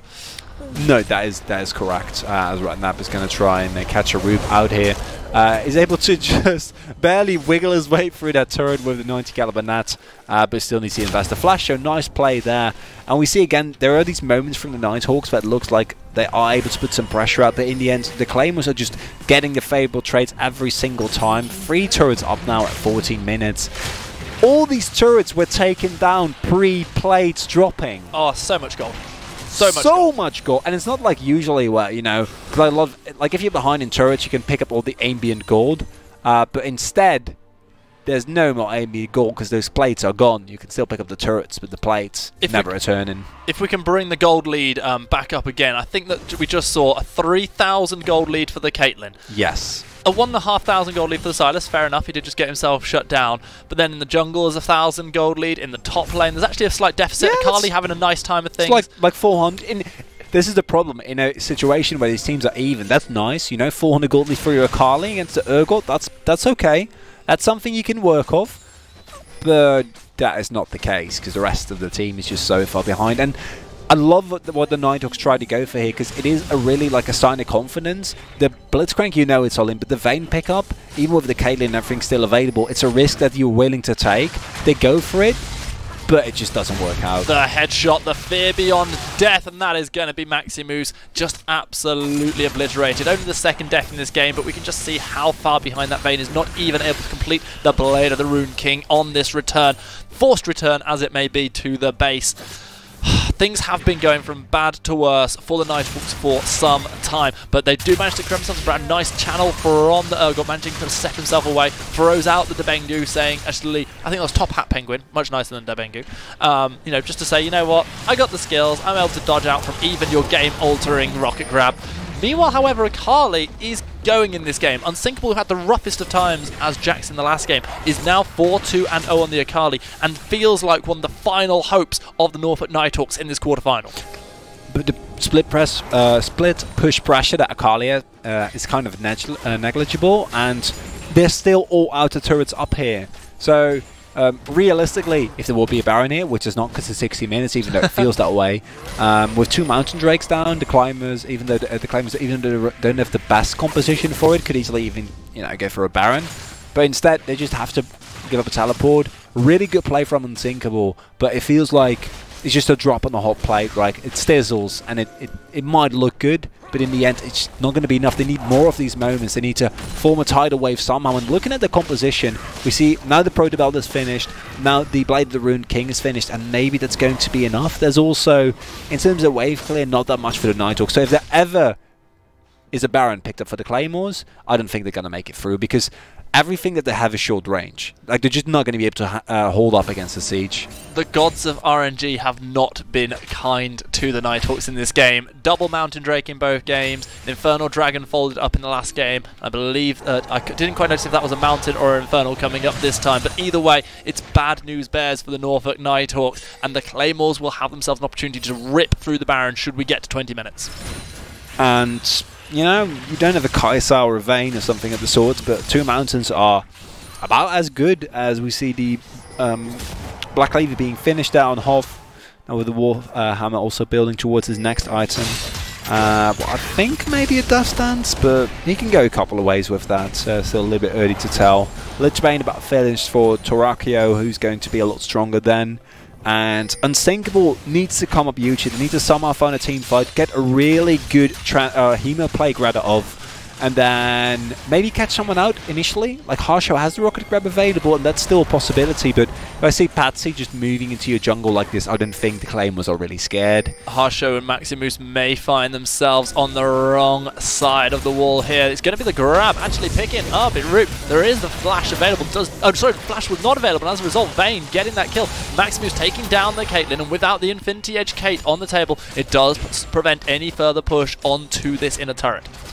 And this is basically a win condition as well as the Nighthawks. Like, for now, just Harsho, find the rocket grabs. Just keep getting those. Doing a great job. Yeah, exactly, because the siege without the Caitlyn is actually quite poor, unless they can get Hoth right on top of the turret. But then situations like this, you can't have them. Shady Mo forced to use that pull so very, very early, immediately impaled. It's going to be Janna actually getting her first kill of the game. Deathless so far. It's going to be Patsy getting one for the team. And as a follow-up, Trundle is able to take down the Silas, who actually is not having quite the impact he would want to. The dash away from Unsinkable, the fear beyond death not quite being channeled onto him. And at the end of the day, Janna with yet another kill. Patsy styling it out on the Akali. I realise now, having just seen the chain flying across screen, the fear beyond death hadn't been channeled, but it certainly would have been a kill for Hoth had he used it. Instead, it whips badly, and no further kills will be picked up in this fight. But again, the Nighthawks are sent running with their tails between their legs. And even when it looks good for the Nighthawks, the Claymores eventually turn it around, and that's what really worries me, because Unsinkable looked like it was a nice play. They're able to get away with just a sliver of health, but Patsy, of all people, the Janna flashing after you and like getting that final, you know, final auto elf and being like, nope, you're not getting away. Not having any of it Unsinkable. And that just gotta feel bad. I loved how they played that team fight though, because Torakio got really over eager, and going from 2-0-2 to 2-3-2 It's not the greatest, but it's understandable because with Sylas, especially if the perfect execution is available for you, as we saw there, because I think he's just stolen those in team fights. So he's just, I'm going to go in every single time. If he would go for something like you say to subjugate the Henoplague, the final hour, I mean, I'm not even going to consider Blitzcrank Ultimate because that's just not going to do enough if you have all these other options on the table. The third dragon gets picked up here, third Mountain Drake for the Claymores, and Baron is just now spawning. They'd literally taken a second before Baron spawns, so wonderful timing. The slightest pick, the slightest lack of vision for the Nighthawks, and it could be the Baron, it could easily be the game picked up by the Clyde Claymores. And they try to take this series 2-0. They take themselves the inner turret. They still have a few minions, but they decide they don't want to continue this push. They got what they came for, and they leave through the red side jungle. You know, just going to catch that wave and Bod. Try to get a push on there, because as long as Kayla's alive, as long as you're able to dodge those hooks, because this is something that they went for with the composition that they got. There's no hard engage. It's literally just a Blitzcrank, unless Shadymo can get a big teleport off and like come in with a flank and a Hemoplague. That's all you really have, which is fine if you can hit the hooks. But I think that after that previous hook, that Arup is going to play a lot safer. And if the Claymores played as well, they should be able to cleanly close out this game with the lead that they have. And it's really up to the Nighthawks to try and find any cracks in the armor. As soon as the Claymores try to step forward a little bit too much, you see how much they respect like the flash rocket grab here as well. Yeah, it certainly makes sense. With no minions around, the Claymores are going to step back as the Nighthawks continue attempting to clear out the vision in their jungle. They've done their very best trying to play the vision game, but it's so very difficult when the Clyde Claymores have the lead they have. It is 7,000 gold. 21 minutes in, and with this triple Mountain Dragon, there is so much danger of Baron going down so very quickly. And if all waves are pushed in and there's no inner turrets left available, might as well go for it, right? Because I mean, you can go for Bot, which is kind of nice, but you have teleport available for Hoth just momentarily, so he can join any fight as well. I think we're going to see a reset now as Arup hits 3 items at 22 minutes and now has a rapid fire cannon, a static ship, and an infinity edge, and that's super scary. Terrakio's gonna there we go, I was about to say, like, it's probably about to finish his Lich Bane as he gets back and finishes it, right? Glory and Yuan as well. And now they're also hitting so many of the item spikes, it looks like Hoth will be going for the Daft Stance, but they don't really need it. He can, worst case, he could just go back, pick it up, and teleport in as well. The Bramble Vast to make sure that Shadymo and Ratnap don't heal too much, and it's just going from bad to worse for the Nighthawks. Go back to the champ select, look at that little game of anything you can do, I can do better. Well, it turns out the Nighthawks, maybe they couldn't quite, because you look at the Vladimir, this time in the game last time, he had a Rabadon, so not even building towards it this time because he's not managed to get ahead, as we see the flash for flash trade of Skarner and Vayne. You look at the Vayne from the last game, it definitely had a Bork and a Guinsoo's by this point. It's not even close to that at this point, as we see the Claymores turning their attention towards the big purple worm. Can't blame them. I think what's going to happen is going to see the Nighthawks try and contest, then they get taken down, and then the Claymores actually get it. That seems to be the smartest way to do it, as they're making their way there, and Terrakio is doing his best. Teleport comes in through now, but 3 Mountain Dragons. And the Baron is gone. Skarner securing that one. Now the fight is going to start. Sylas dashing in. It's going to be Harsha, the first victim, as he falls to a Caitlyn shot to the face. The backwards fight is working out very, very well for the Claymores. They managed to pick up 3 kills, only losing Caitlyn in the process. Now chasing down the Vladimir, who's doing what he can, but he has to flash away from the dash of Hoth, who slows him down. The pool is there for Shadymo, but he's just running them into the unsinkable one. Shadymo, 1 shot away from death. Can he live? Yes, for now, but not anymore, because Skarner chases him down. And now with Baron empowered minions, it's going to be Patsy and Terrakio taking down the first inhibitor turret of this second game of the series. Unsinkable is here doing his very best to defend. The ultimate is going to be stolen. The hijack coming in. In goes the Terrakio on the Sylas. Down goes the Akali. Down goes the inhibitor. This is going to be the series. The Clyde Claymores, last season's champions in that infamous reverse sweep of the Portsmouth Pirates, are going to take this series. Just maybe not quite yet, because everyone's alive. They fooled me. Gotcha. I was with you as well. I thought that they were going to go for the end push there, but also no minions available yet. They do have some Baron minions, but you can also just wait for an inhibitor wave as they pick up another free dragon, because there's nothing that the Nighthawks can do now. And even with 3 mountains, I gotta be honest, I didn't expect the Claymores with the composition that they have to actually be able to do it before the Nighthawks can even get there. But yeah, 3 Mountain Dragons, it's shown why it's so strong, even if you don't have a single health percent shredder. You know, like traditionally the Vayne, the Kai'Sa, these are like these picks that are known for doing Baron so fast. You have a Caitlyn, it's just crit damage, but even then, you chew through it so fast. You pick up the Baron, and they barely lose any health as well, right? Because they have Patsy able to keep everyone up. They have Yuan, who is just incredibly tanky, and then the team fight just is a blowout win as well. It certainly was. I mean, Aruk did drop down, but at the end of the day, it really was quite inconsequential. Maybe if the ADC had lived, that would have been the end of the game. I do have to apologise to the Nighthawks, because I really thought that was the end. I was writing their obituary, but actually they have stayed alive. They have got a sliver of hope still in this game, and a lot of that hope is on Unsinkable. He did drop down after his ultimate was stolen there, and we are going to see Cloud Dragon Finally, going as well. A non-optimal Dragon. Yeah, well, it's going to make them even speedier, but It's good for Yuan. But we see he's already very fast. He's pretty speedy actually, and he's certainly going to be looking for even more plays as he tries to get those impales. But Unsinkable, he's pretty much the last hope of his team right now. He's got to assassinate the right targets pretty much instantly. He just has a Gunblade at 25 minutes. Like, he has just a Gunblade. I can't really... Now he picks up the Oblivion Orb, and he already had the Seeker's Arm Guard as well. And it's not against Unsinkable. It's just, it is a sign of how far the Nighthawks are behind in this game. Oh, the rocket grab lands on Skarner. I'm not entirely sure that's the target you want, because straight away the Impale is going to go onto the Skarner, onto the Trundle, but he uses Subjugate, and Akali is able to take down the Skarner. Caitlyn meanwhile finishes off the turret, but Vayne finds Caitlyn. That's far more important. Janna does manage to take down the Vayne, and Sylas goes in, finds himself a double kill onto the Blitzcrank and onto the Trundle. Only one alive, and that is Shady Mo. He has bitten the dust, as has the Akali, who had escaped until then. That is the clean, the almost clean ace, the triple kill for the Sylas, and the end of the game. Guess what? I said it once, I'll say it again. The Clyde Claymores are your champions from last split, and they are here to stay. This time they will close the game out, taking the series 2-0 against the Norfolk Nighthawks. And the Nighthawks, especially in Game 1, and a memorable showing.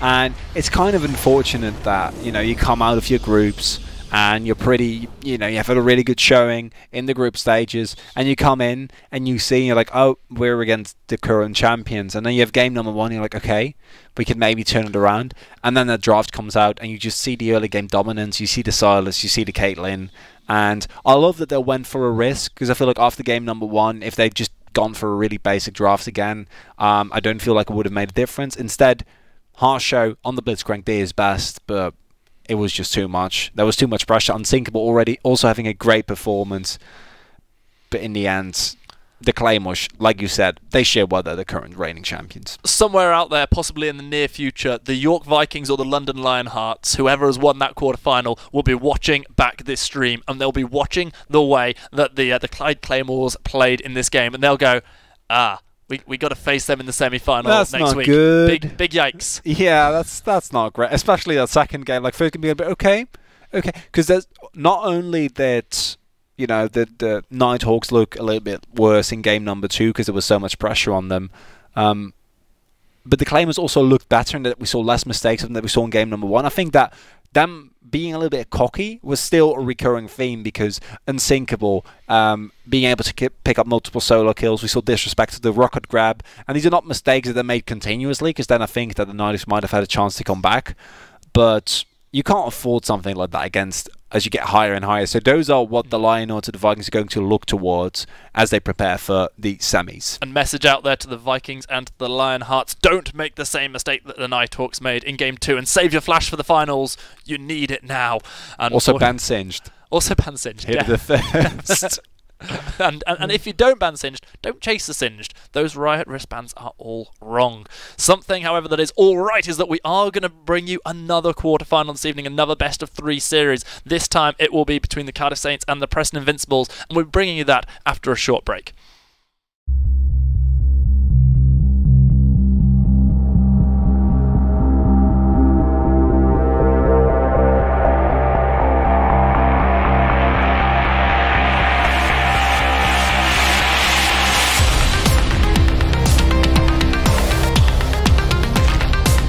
I was a big traditional sports player when I was younger. I have an injury, which means I can't do this anymore, and it sort of fulfills that team aspect for me, and I really enjoy gaming from a young age anyway. My name's James Cowling. I play for Business Rugglers, and my favourite game is League of Legends.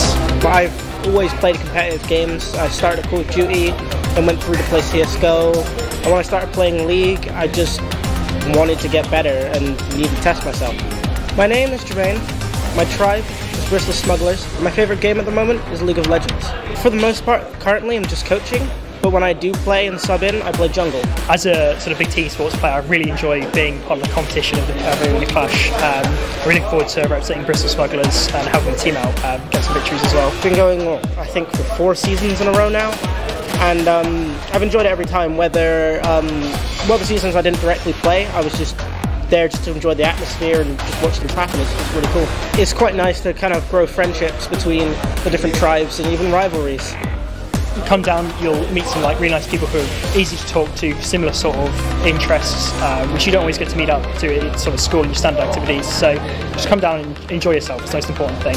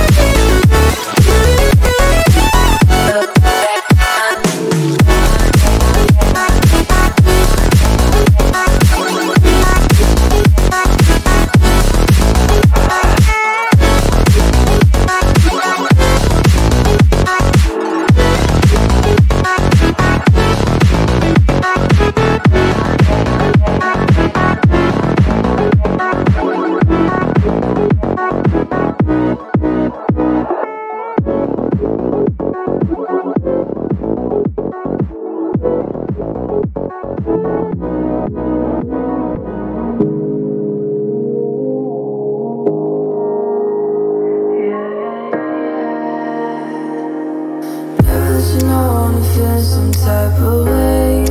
I wish I heard you say that maybe what I'm feeling isn't real and the ceiling is falling as my voice is calling for that feeling again. Watch me try to understand, but I can't possibly know. You make me feel alive. You make my lungs feel right.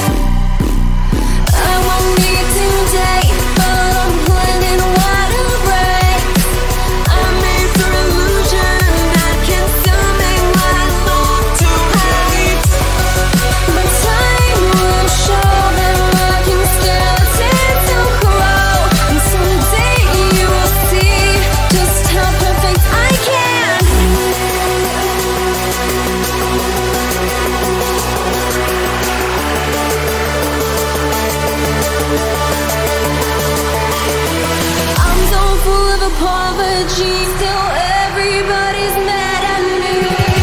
Can't react to my body 'cause it's begging me to cheat.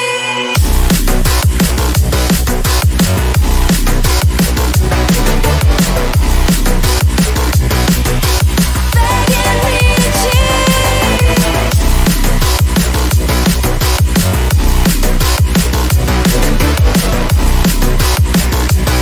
You will see just how perfect I can.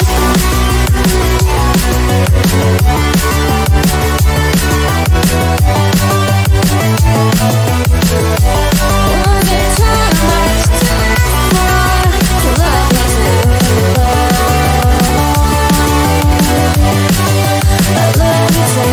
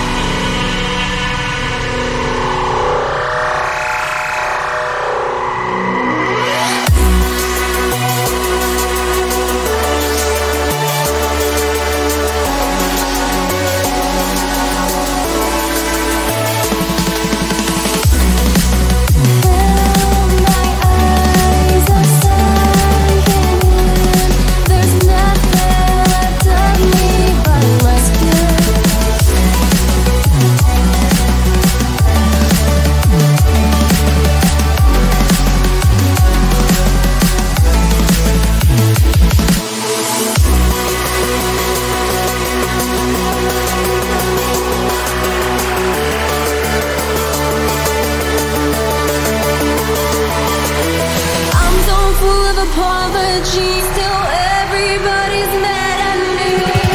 Can't react to my body 'cause it's begging me to cheat.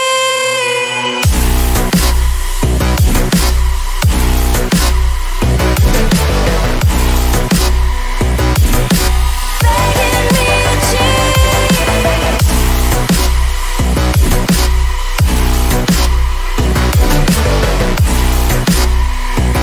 You will see just how perfect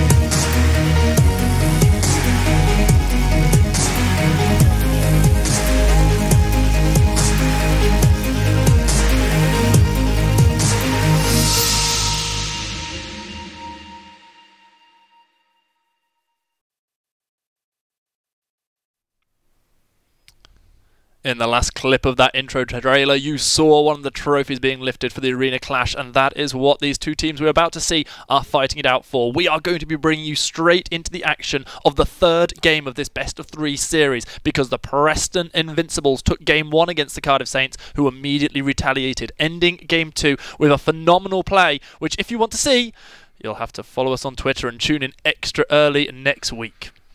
You're just going to tease it like that? Absolutely. Massive Giving tease. no info. But you really do want to see this play. But I'm just... I feel like it's kind of unfair that you're not...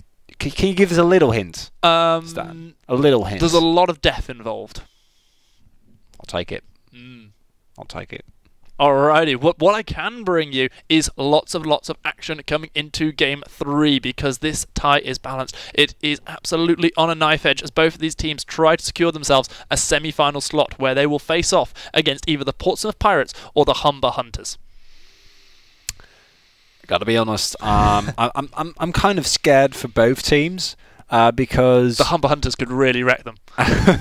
Well, you know, like we don't know the score yet, if I'm not mistaken. Of course not. No. But I would, you know, personally give a slight edge there to our Pirates as we see the Cassiopeia band come in there. The Portsmouth Pirates, of course, they're 5 times champions. People are certainly expecting them to make their way all the way through to the final, but they've got to overcome the Hunters, and they'll also, if they have won that, have to overcome the winner of whoever takes this series.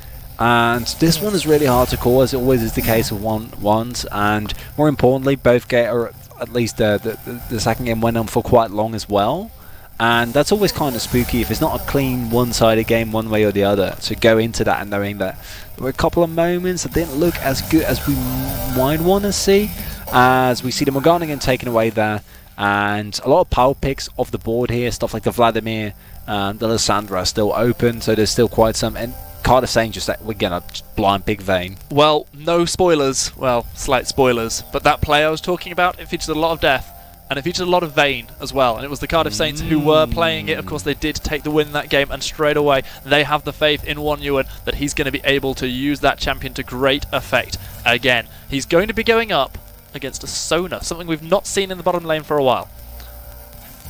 I'm very confused. I'm even more confused. My face shows my confusion as well. So I'm expecting Sona mid lane, possibly, because I think that Taric of the two is one that you can't really... I used to play Taric jungle. Yeah, okay, but is this Taric jungle? Or all Taric jungle? It was all Taric jungle. Because all Taric jungle, legitimately, I'd be like, okay, I can understand that. With this Taric, I don't think like his skill set just doesn't allow for it anymore. Okay. Sona, the thing with Sona is that I think her win rate like becomes absolutely crazy past like 20-25 minutes when she, you know, gets the mana to just keep cycling through her spells.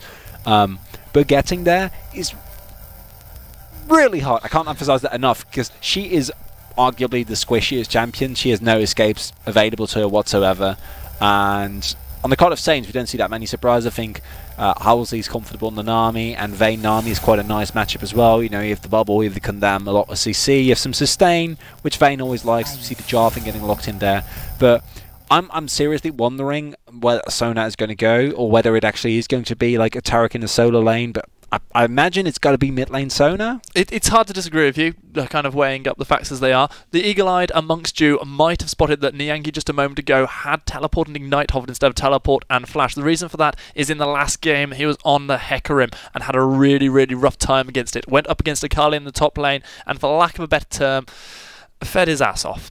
And meanwhile, the Akali, actually, you know, he had the rough time against, has been banned away. So that's not going to get repeated up in the top lane. And now we're seeing more and more things priority, both towards the mid lane and the top lane, because those solo lane pickups haven't been there for the Cardiff Saints. The LeBlanc and the Aurelia both banned away, and it looks like this is going to be a little bit of a hover. They're playing with our emotions. Please be the Teemo. It's not going to be the Teemo. Instead, a different Yordle, a ninja Yordle, Kennen. And loving the setup here, like Preston Invincibles clearly going for a wombo combo situation where you can have either Jarvan or Kennen dive in initially, and I think especially if what I'm assuming is going to be Jacko engages, although he can also go to Niangi free. engages with the flag and with the Cataclysm, you lock them in place, then Cannon comes in, and I've been talking about the Jace before. It's a power pick, it's incredibly strong, although I gotta say that the matchup into the Cannon isn't necessarily as good as all of the other ones, but it's still a lane dominant pick that can kind of, if you have feel like you have a mechanical edge, can really outplay your opponent even on the Cannon.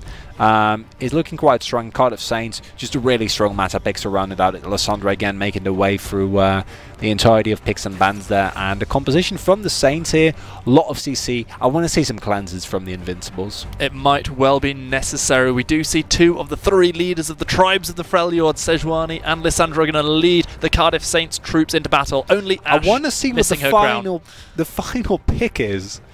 Well, you're going to get to see. Be patient. Be patient, Mal. You're going to get to see a Zoe, Sleepy Trouble Bubble.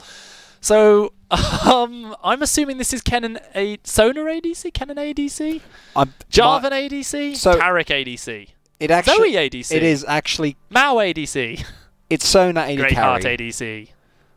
Or it's AP Sona, and they're going to just try and get through that early game and then scale her into mid game as like an AP carry. But then, like, I'm going to treat it that way, right? Because if it's AD Sona, then I have no clue what's happening, and I really can't make a sound judgment call. If it is actually AP Sona, which I think will make a lot more sense, then what we're seeing here is fairly heavy on the AP damage, because Jarvan past the early game is not really going to have any sensible, you know, AD damage compared to what we see on the other side. And then Jace is going to have a rough time, but Sejuani is just going to build so much MR, and like once she finishes a Warmox and say a Spirit Visage, they're just never going to get through her. So if it actually is an AD or AP Sona rather, I think definitely a big late game lead for the Saints. But if not, the mid game from a Preston Invincibles team with Zoe, Cannon, Jarvan is quite scary. So there's a few things as well. There's a few things here. I mean, Mal, don't forget we have to factor into the fact that nowadays we have things like Nico AD on hit is a thing. I mean, but maybe she has an on hit passive. Yeah. Like it makes more sense. It makes I agree. sense to me, Stan. I like it came out of nowhere, but there was logic to it. But if this actually is because even with Cannon when he was an AD carry, even with Twist of Fate, like these really off meta AD carry picks, like there was a reason. Yes. But with Sona, maybe it's the unpowered autos. You know, maybe she gets an Infinity Edge and like she gets an unpowered Q auto off, and I don't know what I'm talking about, and she demolishes someone. Well, I guess we'll find out. Especially if she takes Demolish Rune, might demolish towers, possibly. One thing that I'm also noticing on the other side of the map, we're going to see the Vayne and the Nami opting into the Flash Barrier, Flash Heal combo. Something that we haven't really seen prioritised ever since the Ardent Sensor changes came in. But Nami is obviously opting to take the heal for herself, feeling that that's her best opportunity to keep this Vayne safe in this game. Cardiff Saints and the Preston Invincibles. This is game 3 of the best of 3 series. Only one of these teams gets to progress over to the semi-finals, where either the Portsmouth Pirates or the Humber Hunters will be waiting for them. Whoever loses is going home after this game. And if you've ever got something, whether you want to call it a cheese tactic, a spicy tactic, or pure out genius tactic, or terrible tactic, whichever one it ends up being, saved up, this is the time to use it, and the Preston Invincibles are coming out fighting. But I don't get why you would first pick the Sona in this composition, because that is the thing that really doesn't make sense to me from a drafting perspective. I so want to talk to like someone from the Preston Invincibles after what the thought process behind it was. Yeah. Because the thing is that with the Sona, I can only assume that you first pick it and then have people, because you pick it as well in conjunction with the Taric, right? Mm-hmm. And you show your hand immediately. Yeah, you like if you just pick the Sona that think it's going to be support, but so I assume that they want to make them think it's about the mid lane Sona, presumably, or top lane Sona. If you want to play, maybe it's just the confusion that they try to evoke. But I feel like if you just do the exact same draft with your last pick Sona, because now the hard engage for the Saints, like a shock blast from Jace, Sejuani diving on top of her, Lissandra diving on top of her, all of these things are just absolutely terrifying to face. And knowing you're up against the Sona, you're going to feel even more comfortable drafting that hard engage as the Saints, because you know there's someone that's going to be so easy to punish. I agree with you, but at the same time the confusion clearly did work, because here on the desk we both weren't sure what it was going to be. Twitch chat, they thought it was going to be a mid-Sona, and we've all been proved wrong. Saints have a really good draft, they have a regardless. Great draft. Yeah. Like they have Jace, which based on how I dented before in the last game, I'm loving that. They have Sejuani, really strong. Sejuani Lissandra, like the CC is incredible. We saw that the Zoe was forced to kind of take the cleanse, because if you're not, you're just going to have a terrible time in that lane. But it also means that no matter how far that match progresses, if you don't get a QSS, you're going to have a terrible time as any of the immobile carries, because yes, Tara can can keep you alive for a little bit longer, but still, you're a Sona. Like, you're just not going to get away in the end from the combination of that Glacial Tomb followed, or the Frozen Tomb followed up by the Glacial Prison. It's just so much EC. And then we haven't even talked about like the big scary late game win condition that Vayne is in of it in itself.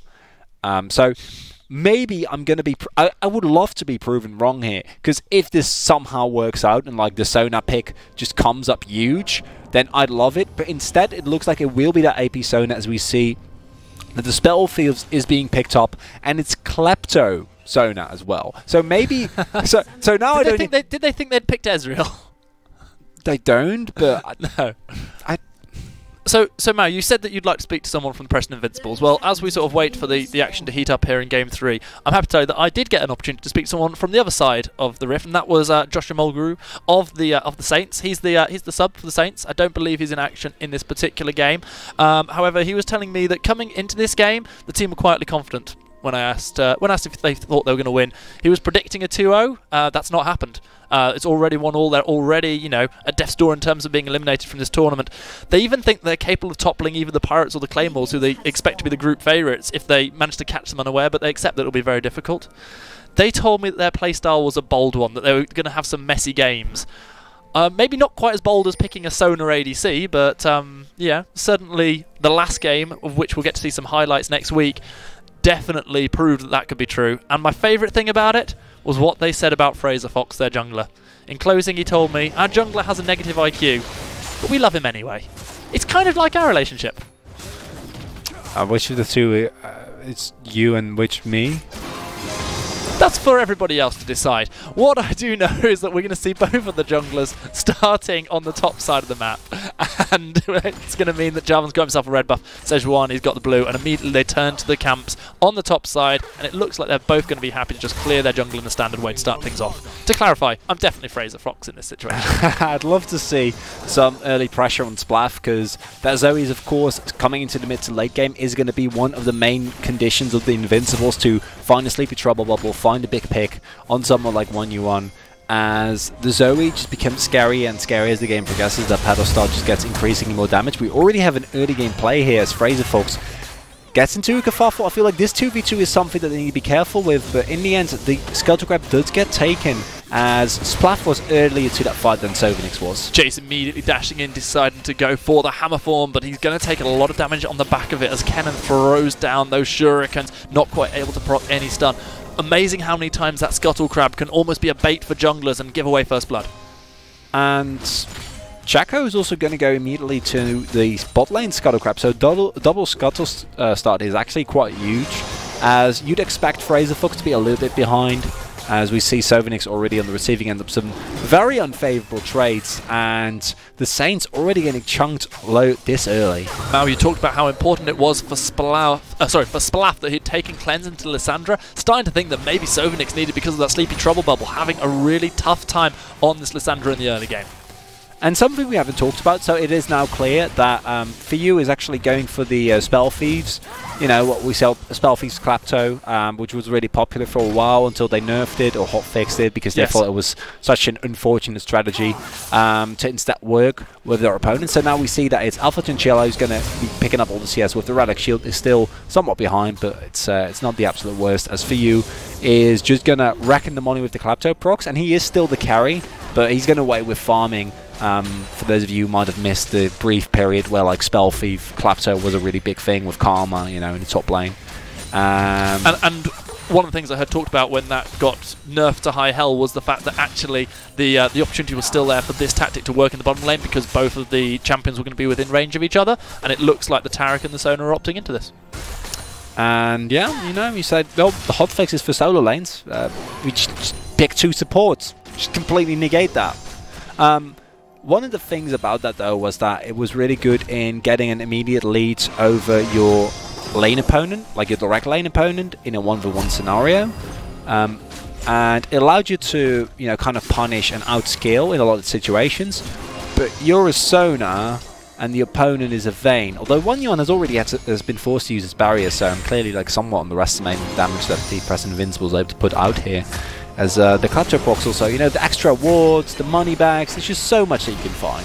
Wonyon steps forward, manages to bait out the stun from Alpha Chinchilla. If we get an opportunity to have a little look at the gold, we will just see whether or not this is working out for the Preston Invincibles bot lane. If they're getting any kind of early advantages out of the fact that both Taric and Sona in a way are getting their own type of farm. We'll hopefully be able to bring you those gold numbers in just a moment. But we can see that there's already a near 1,500 gold leave for the Invincibles, so possibly some of it is from that bot lane. And yeah, there's also the mid lane and the jungle where we see some big CS disparities. Splaff putting on so much pressure here on Sovanix is quite surprising because traditionally Zoe doesn't do that well in the early game. She does outrage Lissandra, so if you're not able to play around that, it does become kind of rough, is what we see here as well. The teleport is going to alleviate that a little bit as we see the question mark pings go down, so we don't know where Splaff is going.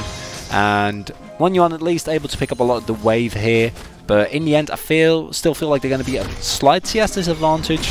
And Identum in the top lane with the Jace on his first item spike, he needs to make it a big, but here's again from Fraser Fox. Alrighty, it's going to be the Sejuani forcing the flash immediately. Jarvan is here for the response, but it's going to be already the Sona having gone out. Flag and Drag is going to force a flash in retaliation from the Vayne. Both of the ADCs have used their flashes, and whether you like it or not, at the end of the day, no first blood is going to come from this encounter. And on that note, we see that in the end, no one really gets taken down. There's still such a big gold lead, though, and that's kind of worrying me because I do feel like the Saints, they have a late game win condition, which they can rely upon, but it's not necessarily the most reliable, as we see Sovanix mostly avoiding a gank. If Cataclysm was available, it might have been a problem, but fortunately for him, Jacko is still level 5. But if these picks of Lissandra and Jace don't really find that mid-game stride. So we're looking from now till, say, level 11, level 12, 13, you know, once they get the second point in the ultimate in case of Lissandra, when they get some more levels in the Shock Blast for Jace. That's really when they need to make that mark, because yes, Vayne is going to scale well, and you're going to have a nice front-to-back team fight with the Sejuani and some Peel, but those picks are going to lose their efficiency. Well, I feel like the mid-game from the Preston Invincibles then starts to ramp up as you get the Slicing Maelstrom available. Sona, I assume, is going to get an item at that point as well, and then once Splaff hits his first item, it's still going to be quite scary for them. Two very nice things just happened for the Sona there. One of them was she was running really, really low, but courtesy of that Q, she was able to pick up a mana potion, and also she got the upgrade onto the Spell Thief's Edge already at the 7-minute mark. So we still need to see just how this is going to relate to the scale later on in the game, whether the damage will be coming out from the Preston Invincibles or not, as the dash is good enough from Wonyon to stop the stun going through, gets the Silver Bolt proc onto Alpha Chinchilla and forces back the Preston Invincibles. But what we do know for certain is they are definitely managing to get themselves a decent bit of gold in the pocket. 1,500 gold, still the advantage for the Invincible squadron. And these initial team fights are going to be really key to me. Cardiff Saints already operating at such a disadvantage kind of scares me, as I said before. They don't hit this timing window. Wonyon gets taken low. It's going to be the Ignite put down onto Wonyon and no flash available for him, and that's why he goes down as the Cataclysm comes in. Teleport is going to be the retaliation. This one is going to be Identum joining, beautifully timed crescendo, and here comes the Kennen, the Slicing Maelstrom. Jace has been able to pick up one kill onto the turret. This is a really, really messy fight. The double kill there for the Jace. Lissandra with a Frozen Thralls, now trying to do what she can, but Zoe's come in and taken down the Jace. 2 for 2. The first blood went over the Preston Invincibles. The Sleepytron bubble is going to land onto the Nami. She gets absolutely obliterated as Zoe comes down, gets a double kill. The mid laner of Preston Invincibles well and truly rolling now. And you got to imagine that if Fraser Fox was able to join that fight at one point in time, it would have ended well. It looked like the Cardiff Saints were able to just run away with everything there. Yes, they sacrificed the single laner, but you're going to take that if you can get your Jace so far ahead. But now with Splaff picking up a double as well, I don't think that's going to be worth your while at all, because Identum is not going to have as big an impact as we see Fraser Fox here trying to 1v2, misses the ultimate, is maybe able to get out, but the Sleepy Trotter bubble is going to be the end of him. Damage for days coming out of Splaff, who hadn't even recalled on the back of the double kill, now got another kill on top of it, as well as some nice fancy double buffs. In the end, not great for the Cardiff Saints. They're in a situation where they're now 2k caught behind, and the Mountain Drake is about to get picked up by the Preston Invincibles. And it doesn't even really have anything to do with the composition that we see coming out here, as we now see that Fuyu is in fact quite far ahead. 500 gold. Although, of course, it's going to be aided by the fact that we just saw them pick up a sizable gold lead in the form of those kills and the assists that they were able to pick up. But the problem to me is this is just a team fight and synergy issue. So much damage out of Splaff. Splaff is like, the problem is this is what you'd expect Zoe to do once she finishes her item, but this is just double Doran's Ring and Lost Chapter Zoe. This is only going to get worse. Like, Splaff is going to be an absolute nightmare unless Fraser Fox can, as we see here, we see already 2 Mercury threads, and I love that, but that's not going to be enough. They need more. They need a beefy front line, and then there is always the late game for the Cardiff Saints, right? Like, there's the Vayne. At that point, you can just kind of tank the Zoe because really late game she starts to fall off again. But going into a mid game behind against a team from the Invincibles spooks me a lot. We now see that in terms of scaling, we get the Sona tier as well, so I assume she's going to go for an Archangel staff as well, and we're just going to see full AP Sona. So I feel like at least I now know what's going on in the game, which I like. That's a feeling that I cherish as we see a 2k gold advantage now for the Cardiff Saints, or for the Preston Invincibles rather. The Cardiff Saints, they need to like somehow find some opportunities here because it's not looking good for them, and they need to win this game to stay alive. A couple of ultimates are going to be used now. That is going to be the Cosmic Radiance trying to keep alive these twin supports, the Taric and the Sona, doing what they can, but Alpha Chinchilla has got his flash available, jumping around, trying to get to safety. He's not even using his flash, trying to do everything he can to help his team, staying alive till the very last second, helping Sona pick up the kill onto Sejuani. Despite the ultimate she used, in the end it is the Invincibles who pick up their 5th kill of the game. Sleepy Trouble Bubble is going to mean that the Nami is absolutely exploded by Splaff. Meanwhile, a stun is going to land onto Won Yuan. He tried to get a kill, he failed, he died. And that's the end of that, and I feel like the Cardiff Saints are really playing rattled. There were a couple of opportunities there. I feel like if Fraser Fox was able to really synergize with the rest, because they did split up their damage there, making and as a result of that, Alpha Chinchilla was able to get out with just a sliver of health. And they don't want to really hard engage there. They already start disengaging because they know that Splaff is coming. But that also means that Won Yuan and Halsey just kind of like run to the tower. Well, if they were able to actually push that fight, because they still were relatively healthy there, they might have been able to make something with. But now the Preston Invincibles, it's starting to look like they're just going to run away with this game because Fuyu is now further ahead, is going to have a great back here. Splaff picks up another kill there. The big win condition that we saw last time, this time, it's not really seemed to be working out. In terms of CS, it's really hard to match evenly, but we already know there's quite a gold deficit. Archangel staff already finished here, and the Invincibles are looking quite strong. Going back to that sort of those comments we heard from Joshua Mulgrew, the sub of the Saints, coming into this game, the Saints saw themselves as favourites. They thought they were going to be able to pick the win. They came into the game as the team that were the #1 seed, having gone unbeaten in Group 4. Looking at the Preston Invincibles, the only loss they had was to the Claymores. Now, obviously, they have had a fantastically strong performance, and that's not an embarrassing team to lose to at all. The Invincibles are showing that actually they really can do some work, and it's going to be so hard for the Saints to come back into this game. But that leads me to the question: what? It's been really it's like an itch that I can't quite scratch. Why do we have a Sona instead of an Ezreal? It feels like if they'd gone for this exact same tactic, they could have even gone the Spell Thieves and done everything the same, and gone for the Ezreal along with the Taric, they would have just had so much more damage coming into the late game. Does Sona really bring enough to the table? Is there someone who's going to put the damage out if it's not Splaff? Well, Sona has an absurd, Sona's win rate, once you get to a certain point in the game, is absolutely absurd. Like, she actually skills really well, as we see as, Yang just gets demolished, is actually able to get out with a nice flash. Fantastic flash, gets the stun out of the Slicing Maelstrom, and it's able to get himself to safety, not giving any kills away. Redemption is going to come in here in the top lane, trying to remove a few of these minions so they can't take too many plates, but it certainly looks like the turret might be falling soon, but not as quickly as this one in the bottom turret. Tried to match it, but they're just not able to. Go back to Sona's win rate. So, Sona's win rate, I think past 30 minutes, is absolutely absurd, and you see the Vayne getting first pick there, and you say, you know, just going to throw you a curveball, and we're going to go for this Spell Thieves Clapto composition that was just kind of nerfed, but not in the lane that we're going to run it. So, yeah, it doesn't really matter. And full AP Sona is a complete nuisance, because what Sona does, she makes it so incredibly hard for your team to get stuff done.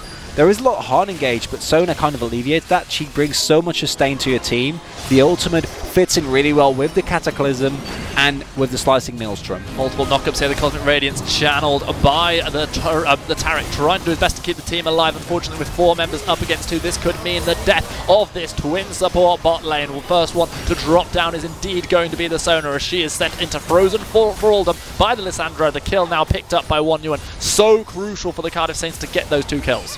They need these opportunities as Sleepy Trouble will hit, but I think Paddle Star was already used, so Sophonex is going to be fine there.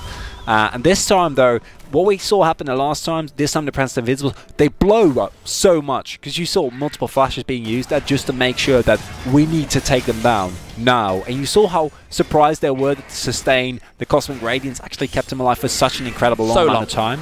As still the Mountain Drake gets lost, but I don't think with Splaff as strong as he is, you're ever going to be able to contest that, unfortunately.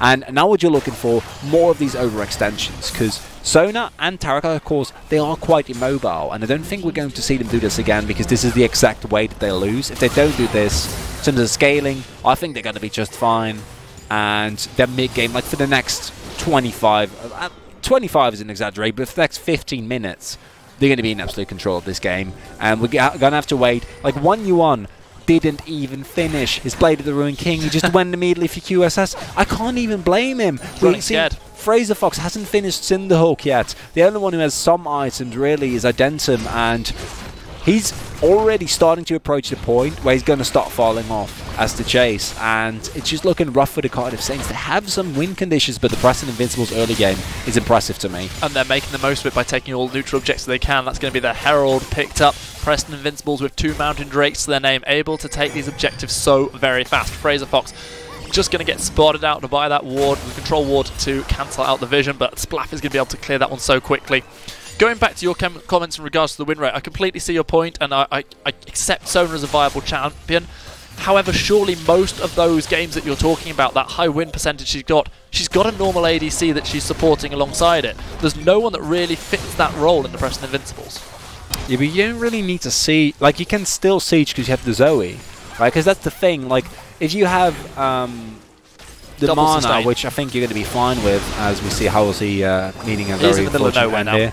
Yeah, he can delay the inevitable, but I don't really see him getting out of here, especially with Jacko just cataclysm on top of his head. Hey, he made them burn a couple of ultimates. That's nice. It's not An ultimate. It's cataclysm, but it's a strong ultimate, right? But the Sona also slots into the team fight composition that you're running, as we see for you again getting taken here. So many ultimates being used. The final hour, the Cosmic Radiance, the Glacial Prison, and now we are going to see in comes Sophonex QSS, locking down paying the Sona, and now Wonyuan helps the Lissandra to pick up her 2nd kill of the game. 2-0-3 for Sophonex on this Lissandra, trying to show the team with the unorthodox composition that actually Standard can really be best.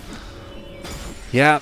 So, as I was saying, it fits nice into... But this is the exact reason, like what we're seeing here, is why it's not too popular, as Fraser Fox, a little bit of miscommunication goes in while his backline's getting hammered by Jacko, and I don't think he's getting out of here alive. The Ignite is burning, and as we see Bristle trying to run Trundle to safety, one more hit should do it. Jacko perhaps going to be able to throw down the EQ and dash away from... Oh, Mao's getting excited. Oh, Jacko steps away. The slow is there. Fraser Fox not quite going to escape. The jungler combat ends with the death of the Sejuani. Bristle is dead, I'm afraid. Splaff is going to stay alive on the back of this, and I do believe that in the end it was just a really, really protracted fight that led to a 1-0 in favour of the Preston Invincibles. The next dragon in just under 2 minutes is going to be an Infernal Dragon, and my word, Splaff is going to hurt if he gets that. He already does, Stan. Like, Splaff is already so painful. So right. I can't even argue with you on this one. He's at 160 CS. He's 4-0-2. Has a big bounty on his head. Jacko also, with these flanks just continuously coming in, going for a more damaging Jarvan build, which he can really afford to, because once you're ahead, you know, like, buying some damage is completely fine. You don't need to go for tank Jarvan if your opponents don't live. And now Lichbane Sona actually hurt like an absolute monster. And as I keep trying to say, but I keep getting interrupted, the team fight from the Preston Invincibles is incredible here. Either you get a pick from Zoe, even if you don't, you have your Sona, your Jarvan, and your Cannon Ultimate. You just lay them on top of each other, and you're never going to lose your team fight, which is why I love the early pickup here from the QSS, even though it means that, like, Wonyuan, he's not going to do any relevant damage until he finishes at The least Bork. his Rage Blade. No. Bork is not enough. Like, Right. Bork isn't going to do anything here. He needs the Rage Blade as well until he's really going to be able to start So that's chucking not going to be people. until at least 25 minutes. Yeah, no, probably even longer. And that's my point. Like, we can talk about a hypothetical late game where Fraser Fox is able to build a lot of MRs. We see him now. I assume is going to be a Spectre Skull, and, just going to go into the Spirit Visage, which is really good. Perhaps even adaptive. Yeah, I won't mind it either. Or Abyssal Mask. There's anything that brings you MR. Honestly, All the like MR. Adaptive Helmet, just get all of those. But that's so far away, and you're just never going to get there with how strong the Invincibles are currently playing, with like the team fight that they have, because they can just start looking for things, and then maybe Fuya gets taken down, but then you still have Splat. There's just so much damage here. Alright, and there is even more damage now because the Infernal Dragon has been secured. The Accelerated Shock Blast arrives just too late. The Cardiff Saints are 5,000 gold behind, and the Group 4 winners find themselves in a real struggle against the Group 2 runners-up. The more I think about it, the more I kind of like. It's also they pick it and it works. So I'm like trying to you're trying to wrap your head around it. But I understand what you do. You have like a siege composition. You have the Tara gives a lot more survivability to the Sona. I still feel like blind picking picking a Sona this early should get punished. But this is the third game in the best of 3. Like, as the Preston Invincibles, you can also look at this game and say, well, I don't feel like Fraser Fox has had the best of performances. I don't feel like Sovanix has been roaming a lot. And that all of a sudden means, like, if Sona doesn't get pressured in lane, she's not going to because the Vayne was already locked in, then Anami doesn't put that much pressure out either. So you're going to win that 2v2. Then disregarding Sovinox and Fraser Fox as real sources of pressure, then all of a sudden you can say, well, I feel like we can get away with this really greedy pick. We can opt back into this Frostmancy strategy that was popular for a little bit and still make it work. There's not even a real CS disadvantage anymore, and you gotta mind that like Fuyu is so far ahead in terms of gold here. Yeah, and it's the insane thing about that CS advantage you're talking about there, you've got to remember that in the opening minutes, Sona had sub 10 CS for so long because she was abusing Frostmancy. Now she started actually getting the CS on top of all the gold she got earlier on. Meanwhile, this Baron has been started up by the 3 members of the Cardiff Saints, but this is a dangerous game. The Flag and Drag is going to knock up the knock up Sejuani. She does drop down to the damage coming in from Zoe. Meanwhile, Kennen and Jace are dueling it out in the bottom lane. Jace does have the teleport available if he decides to try and join a fight. Kennen unfortunately does not. So Niangi trying to keep Jace around for as long as possible while the rest of the team are doing this Baron. Splaff is clearing out the vision, and this looks like it could just be about to go over. With 2 Mountain Drakes, it's gone. Fuyu can just keep the rest of it. Look, it's 22 minutes. Everyone's just full health, and this is what Sona brings to you. And you just can't get in there. Sona Tarek double heal, OP.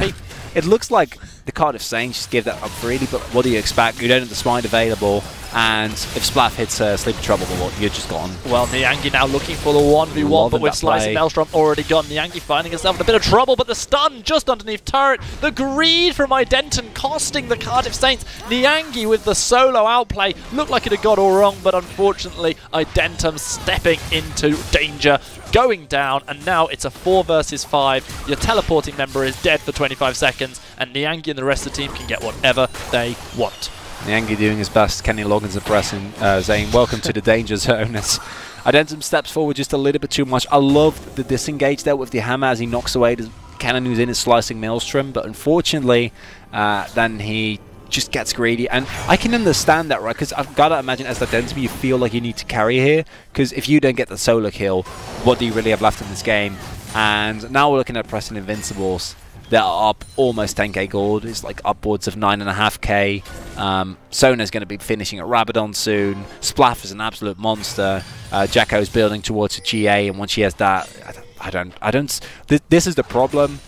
Now that gold disadvantage, that mid-game spike that we're talking about, has been hit so hard by the Preston Invincibles that I never see the Cardiff Saints recovering from this, because they need to find the perfect team fights repeatedly, but they've reached the point where Wongyuan now has the... Like, if he had a Rage Blade here, I would say yes, go for it, but Fraser Fox also hasn't ages, he's building, I assume, towards that Lockheed, and it's also just isn't enough.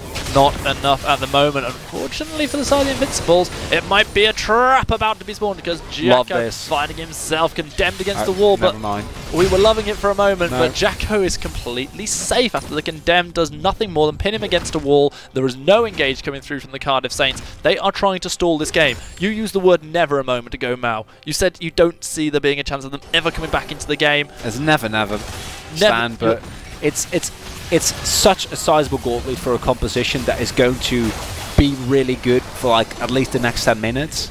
So with how the game has been going, I suppose we see Talpa coming down from Fuyu, who's going to make his way downtown, walking fast, faces past, and he's heading towards Sammy's. With the Lich Bane, he's going to just melt turrets, because that's something that you asked me about earlier. Like, their siege is already good because of the sustain that you have from your double support composition, Zoe. But you also have a Lich Bane Zona, and it's not an AD carry, but if you just get your Lich Bane procs, it's also not going to be really bad at pushing turrets, and if you have a Baron buff, none of that really matters. Baron's still up for a little while, and it is on the side of the Invincibles to see just how much of the base they can crack. Savonix may be caught out in a little bit of trouble, uses his trail, but is just not able to take it. Taken down by the Zoe, courtesy of a Caspism from Jarvan. Now there is the option for this inhibitor to get dropped down as the Invincibles step forward, taking that first significant structure. The inhibitor is going to fall almost immediately after, and just how much can the Invincibles get from this push? They want to keep on going. They've got the Nexus turrets in their sights. Tuyu is just so completely confident, stepping forward, laying down the damage. That Lich Bane proc is amazing. It's going to be the crescendo onto the Vayne, who has to flash away. The jungler drops down. The Jace and the Vayne are sent for the hills. Despite the final hour, there's nothing the Vayne can do. And with the most outrageous of compositions, not just gems that are truly outrageous, it's the Preston Invincibles. We are going to see the cannon go down, but one Nexus turret already destroyed. The Nexus itself surely will fall in just a couple of seconds' time as the Cardiff Saints get eliminated by the Preston Invincibles. And the reason, like, this is the first team fight that we've seen in roughly, I want to say, like 12, 15 minutes. And the game still looked like relatively slow because we hadn't seen a single team fight yet. Because good call as well by the Cardiff Saints, you know, give up the Baron because you just can't contest it. But that gold lead had been ballooning up to this point, and now you see what happens when an actual team fight goes through. I think that was you saw Vayne's health was full, and I think it was literally just Sona pressing Q and getting like a Lich Bane and Q empowered auto attack off. The health was gone. It's just nothing they can do at that point. And the early game was so impressive to me from the Invincibles.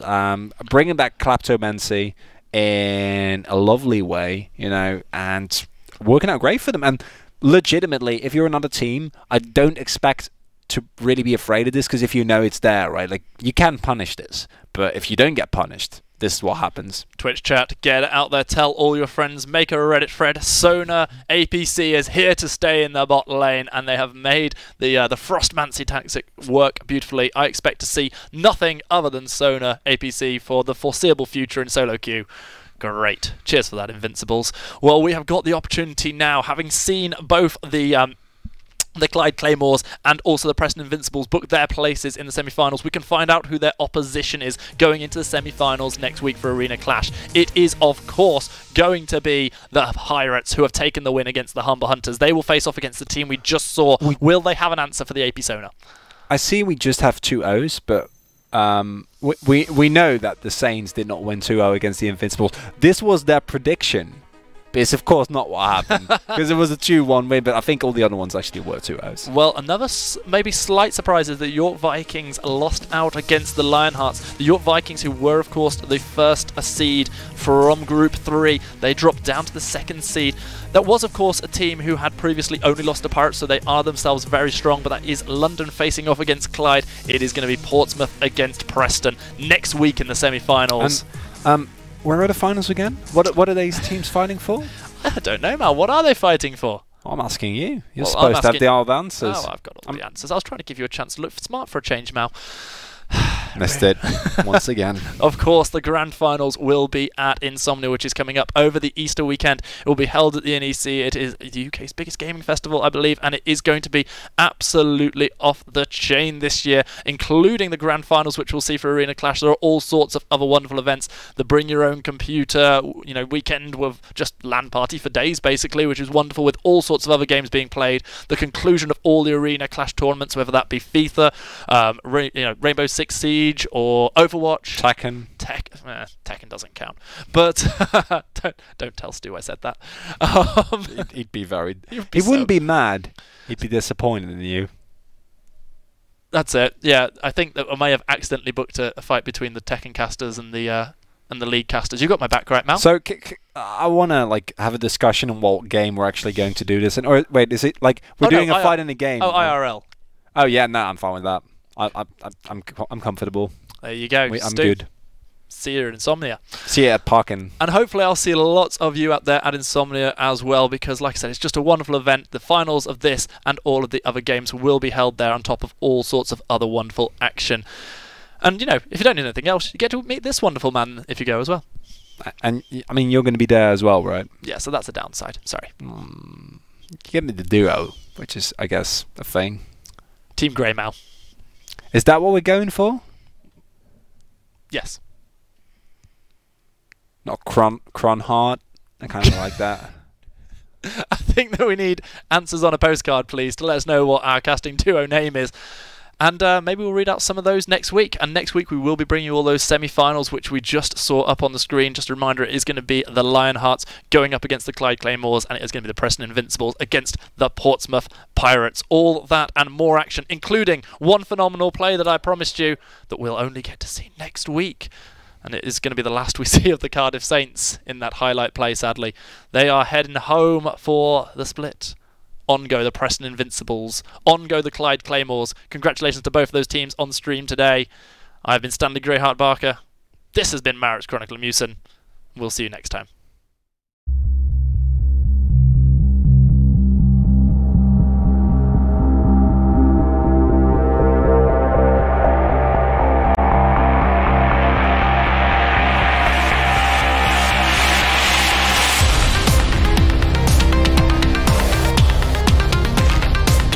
I was a big traditional sports player when I was younger. I have an injury, which means I can't do this anymore, and it sort of fulfills that team aspect for me, and I really enjoy gaming from a young age anyway. My name's James Cowling. I play for Bristol Strugglers, and my favourite game is League of Legends. I've always played competitive games. I started at Call of Duty, then went through to play CSGO, and when I started playing League, I just wanted to get better and needed to test myself. My name is Jermaine. My tribe is Bristol Smugglers. My favourite game at the moment is League of Legends. For the most part, currently I'm just coaching, but when I do play and sub in, I play jungle. As a sort of big team sports player, I really enjoy being part of the competition of the Clash. I'm really looking forward to representing Bristol Smugglers and helping the team out get some victories as well. Been going, I think, for 4 seasons in a row now, and I've enjoyed it every time, whether the seasons I didn't directly play, I was just there just to enjoy the atmosphere and just watch things happen. It's really cool. It's quite nice to kind of grow friendships between the different tribes and even rivalries. You come down, you'll meet some really nice people who are easy to talk to, similar sort of interests, which you don't always get to meet up to at sort of school and your standard activities. So just come down and enjoy yourself. It's the most important thing.